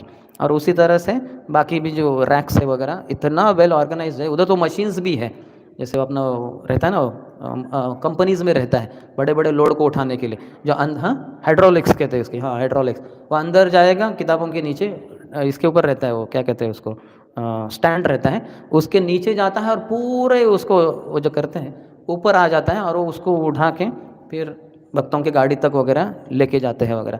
तो इस तरह से पूरी तरह से ऑर्गेनाइज करना चाहिए। ये अगर हम अच्छे से करें ये 4 चीज़ें, strong Sadhana, you must carry book, हमेशा किताबें साथ में होनी ही चाहिए। जैसे अभी भी मैं आया हूँ मेरे पास उधर है किताब बैग में, तो किताबें कैरी करना चाहिए। जितना ज़्यादा दिखाएंगे किताबें उतना अधिक बांट पाएंगे। और चौथा है ऑर्गेनाइज करना चाहिए अच्छे से, पता होना चाहिए किधर। अभी समझिए कानपुर में ये दिसंबर महीने में कहीं तो मेला लगा हुआ है किसी कारण से, तो तुरंत भक्तों ने खबर देनी चाहिए। गृहस्थों को अगर नहीं समय वगैरह, तो ब्रह्मचर्यों को बताना चाहिए कि प्रभु जी यहाँ मेला लगा है तो किताबें जा सकती तो जा सकते। जैसे एक बार मुझे किसी गृहस्थ ने बताया कि प्रभु जी ये जो एग्रीकल्चरल कॉलेज है पूना में, वहाँ पे एग्रीकल्चरल ये लगा हुआ है, उनका कुछ तो मेला था 3 दिन का। बहुत महाराष्ट्र के पूरे बड़े बड़े जो किसान वगैरह सब कुछ लोग आए थे। तो मैं गया रिक्शा लेके उधर, और मेरे पास कुछ तो 3 ही ये थे शायद बक्से थे, तो फाट फाट लगा दिया। 1 घंटे में 99 भगवता चला गया हमारा, पाट पाट पाट, इतने भीड़ था उधर ज़बरदस्त। वैसे ही गीता जयंती के दिन 1 साल 5-6 साल पहले, मैं एक माताजी थी भक्ति विकास स्वामी महाराज की शिष्या, तो वो माताजी ने मुझे बताया कि प्रभु जी यहाँ ये जो मॉल है ना पुणे में एक बड़ा मॉल है, तो वहाँ उसके बाहर आप लगाइए। तो मैं बोला ठीक है माता जी कहाँ आप बताइए। तो फिर मैं माता जी हमें लेके गई, हम 2-3 ब्रह्मचारी सुमो लेके गए थे, फिर हमने बाहर लगा दिया मॉल के बाहर रोड पे। तो जैसे ही लगाया माता जी तो सेटिंग करके वो तो चली गई, और वो चली गई तुरंत वो वहाँ का अंदर का मॉल का आदमी बोला ए हटो यहाँ नहीं लगा सकते। तो हम बोले कि नहीं नहीं सर आज गीता जयंती वगैरह थोड़ी देर के लिए 1-2, बोले नहीं नहीं लगा सकते करके। तो हम तो बड़ा ये हो गए, इतना उत्साह से आए थे। माता जी भी चली गई, माता जी को एटलीस्ट फ्रंट में रखते थे, उसकी आवाज़ बंद हो जाती थी, माता जी चली गई थी। तो हम तो सोच में पड़ गए क्या करें। तो फिर मैं बोला कि आपके कौन ऊपर वाले हैं, थोड़ा उनसे बात कर सकते हैं क्या। बोले हाँ वो अंदर सर है, अंडरग्राउंड उनका पार्किंग अंडरग्राउंड रहता है बड़े बड़े मॉल्स का। तो फिर मुझे उधर लेके गए, मैंने जैसे दरवाज़ा खोला और अंदर प्रवेश किया तुरंत वो व्यक्ति खड़ा हो गया, बोले हरे कृष्णा प्रभु जी आइए बैठिए। बोला जय हरे कृष्णा। तो बोले मैं आपके कुंज बिहारी मंदिर जाता हूँ, मेरे बच्चे भी उधर बच्चों का ये अटेंड करते हैं वगैरह वगैरह, बहुत अच्छा है बहुत अच्छा। कहा किस कारण आप आए। बोला ऐसे ऐसे हैं, ये स्टॉल लगाए थे आपके लोग हटा रहे थे। उसने तुरंत उनको आदेश दिया ए स्टॉल के ये रोड के ऊपर नहीं, उनको अंदर बुलाओ, जो एंट्रेंस है ना अपना पॉइंट उधर टेबल दो उनको, पानी दो और पूछो क्या क्या चाहिए, सब कुछ व्यवस्था कर दो वगैरह। तो वो तो उसकी हवा टाइट उसको सब कुछ देना पड़ा, और एग्जैक्टली एट द उसका एंट्रेंस पॉइंट पे। और एंट्रेंस पॉइंट पे हमने लगा दिया, 1 घंटे में हमारी 36 भगवद्गीता चली गई। बहुत बड़ा स्कोर था वो। उधर बाहर फुटपाथ पे खड़े रहते थे, शायद 5-6 भगवद्गीता जाती थी, और सबके जेब में कम से कम 100 रुपये 500 रुपये, 10 रुपये 20 रुपये होते ही नहीं उधर मॉल में जो आते हैं वो लोग। इतना मैकडोनल्ड का जो उधर ही था सामने हमारे। तो इस तरह से ऑर्गेनाइज करना चाहिए, तो ऐसे करेंगे तो बहुत किताब वितरण हो सकती है। वेल प्लान्ड होना चाहिए, पता होना चाहिए क्या क्या इवेंट्स हैं, कौन से स्थान पे बहुत भीड़ इकट्ठा होने वाले। यहाँ तक कि मैरिजेस, मैं तो स्मशान भूमि भी जा चुका हूँ। मैंने सोचा लोग मरते हैं तो स्मशान भूमि में वहाँ को अगर लोगों को मिलेंगे परिवार वालों को वगैरह, तो फिर मैं गया स्कूटर लेके, मैं अकेला गया, महाप्रसाद वगैरह लिया, मैं गया स्मशान भूमि में। तो वहाँ एंट्री किया मैंने, स्मशान भूमि एकदम शांत था। तो मैं गया उधर, एक तो जलाने वाला वो था, तो मैंने बोला भाई साहब ऐसा है कि हमें ना ये भगवगीता वगैरह बांटनी है, तो लोग ऐसे समय पे देना चाहिए, तेरहवा वगैरह होता है तो थोड़ा आप मदद कीजिए, मुझे कांटेक्ट नंबर दीजिए जो भी कुछ मृत्यु वगैरह हुआ है। बोले नहीं भाई साहब, ये ऐसा नहीं होता, ये क्षेत्रीय कार्यालय में इसका रजिस्ट्रेशन होता है, यहाँ तो सिर्फ मौत आती है, डेड बॉडी आती है, हम तो सिर्फ जलाने का कार्य करते, लकड़ी वगैरह देते वगैरह। बोले क्षेत्रीय कार्यालय क्या होता है, तो मुझे पता ही नहीं। बोले वो ऐसा ऐसा होता है, जाइए वहाँ। तो मुझे पता चला कि पुणे में बहुत सारे क्षेत्रीय कार्यालय, तो मैं क्षेत्रीय कार्यालय में चला गया, वहाँ के टॉप आदमी को मिलने के लिए फिर मैंने प्रयास किया, मिला भी मुझसे। बोले आप साधु महाराज आए वगैरह, हमारे सभी स्टाफ मेंबर्स को प्रवचन दे दो आप। तो मैं बोला ठीक है चलो, तो वो कर दिया। तो उनको महाप्रसाद दिया वगैरह, वन टाइम प्रोग्राम कर दिया उनके लिए वगैरह, है ना। तो फिर बाद में, लेकिन मैं तो बिज़ी हो गया किसी कारण से, किसी और स्थान पे चला गया। कुछ अन्य भक्तों को बोला मैंने कि आप वो फॉलोअप करो वगैरह, और देखो उनसे कांटेक्ट ले लो। जहाँ मैरिजेस होते हैं वहाँ भी बांटना चाहिए भगवगीता। वहाँ मैरिज मैरिज हॉल में भी जा सकते हैं, वहाँ का जो रजिस्ट्रार होता है उससे मिलने का, उसको कहने का कि ये महीने में कौन से उसको पहले महाप्रसाद से मुंह बंद कर देने का और कहने का बताइए कौन से किस किस मैरिजेस हैं, फ़ोन नंबर्स दीजिए और उनको कांटेक्ट कर सकते हैं। आजकल तो ऑनलाइन में भी कितना सारा बुक डिस्ट्रीब्यूशन हो रहा है, तो करने के लिए तरीके करोड़ है। अगर अंदर इच्छा है, where there is a will there is a way, where there is a strong will there is a strong way, where there is a weak will there is a weak way, where there is no will no way. इच्छा होनी चाहिए, तो इच्छा आएगी जब प्रभुपाद की किताब पढ़ेंगे तो अपने आप आ जाएगी, प्रभुपाद के संग से ही आ जाती। प्रभुपाद कहें कि मैं मरूंगा नहीं, दो ही स्थान पे हमेशा रहूँगा। प्रभुपाद कहें अपने किताबों में रहूँगा और मेरे जो प्रामाणिक अनुयायी हैं उनके हृदय में रहूँगा। तो प्रभुपाद के जो भी प्रामाणिक अनुयायी है उनसे हम संग करेंगे तो प्रभुपाद के संग की अनुभूति होगी, क्योंकि वो प्रभुपाद अपने हृदय में धारण किए हैं उन्होंने, तो इसलिए हमें ज़रूर अनुभूति होगी कि प्रभुपाद है, बहुत प्रेरणा मिलेगी भक्ति में। ठीक है, किसी का कोई प्रश्न? वैसे तो इसके ऊपर अनलिमिटेड है बोलने के लिए, लेकिन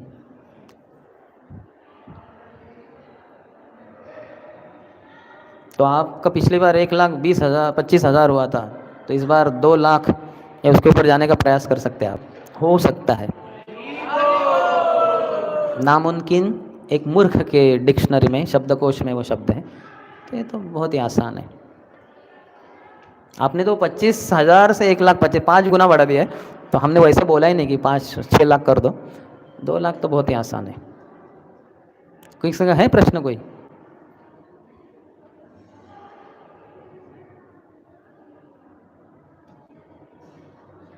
एक ही प्रश्न है शायद कि आपके सामने में आपने घड़ी में देखा क्या समय क्या हुआ है देख रहे हम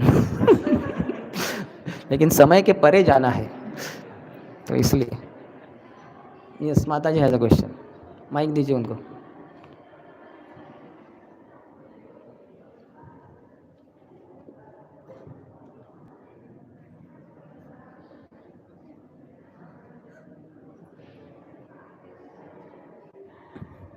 हरे कृष्ण माता जी, हरे कृष्ण। हेजिटेशन, हाँ, ये शुरुआत के दिनों में होगा, जितना हम प्रयास करेंगे उतना जाएगा। जैसे पहली बार जब मैं पुस्तक वितरण के लिए गया था बस पार्टी में, तो मेरे हाथ में माइक देके एक भक्त ने कहा कि बताओ, अनाउंसमेंट करो। तो मैं कह रहा था आइए ये किताब लीजिए, बहुत अच्छी किताब है, इतना नर्वस था मैं, है ना।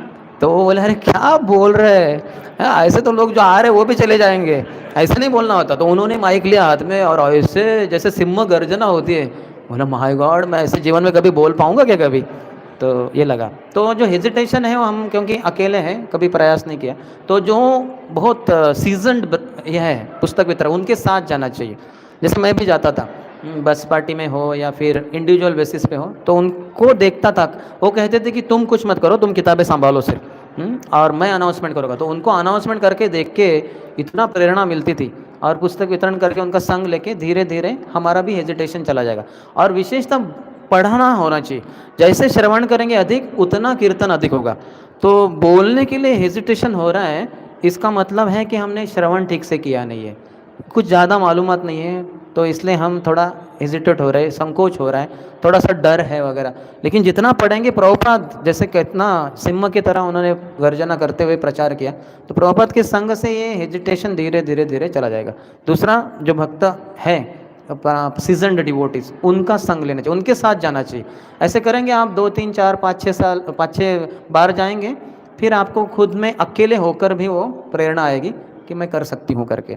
आप बिंदास, आपको देख के लोग प्रेरणा लेंगे, माय गॉड क्या माता जी है।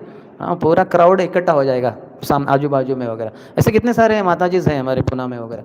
वो शुरुआत में तो हमें किसी एक के साथ जाना पड़ेगा, क्योंकि हमें वो पता नहीं, हमें स्टेज फियर जैसे वगैरह होता है, लेकिन बाद में आ जाएगा। तो जिनके पास है वो करेज, उनके साथ जाइए, फिर आपके पास वो जैसा संग वैसा रंग, हमें भी वो करेज आ जाएगा। हरे कृष्ण। और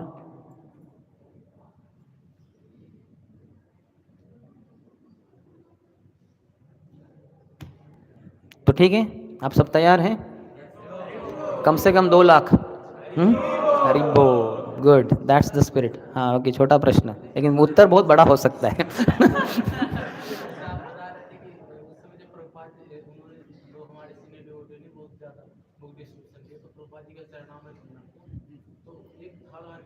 हम्म हम्म हम्म हम्म।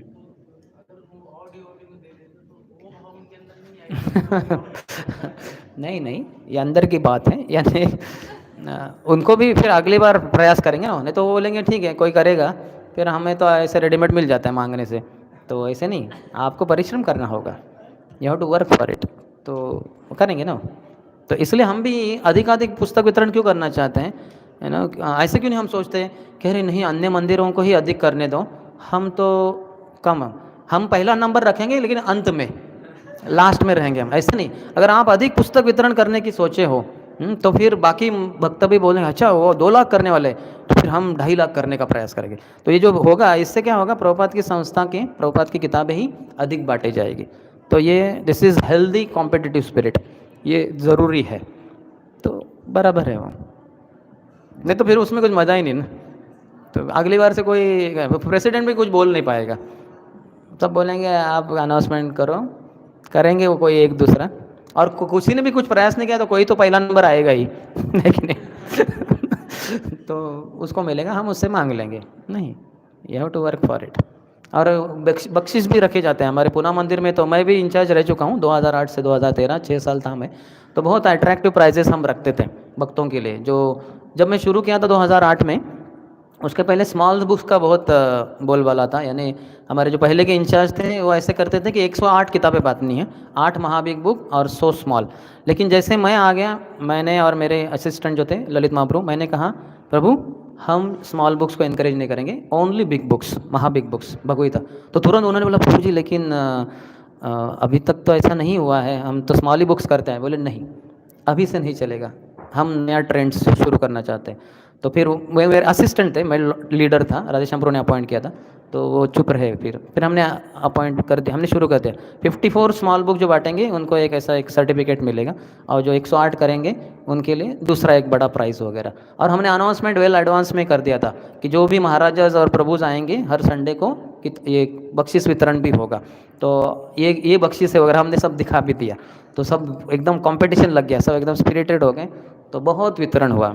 तो उस समय हमारा काफ़ी वितरण हुआ, क्योंकि महाबिग हमने इंट्रोड्यूस किया था, हमारा स्कोर बहुत हाई चला गया।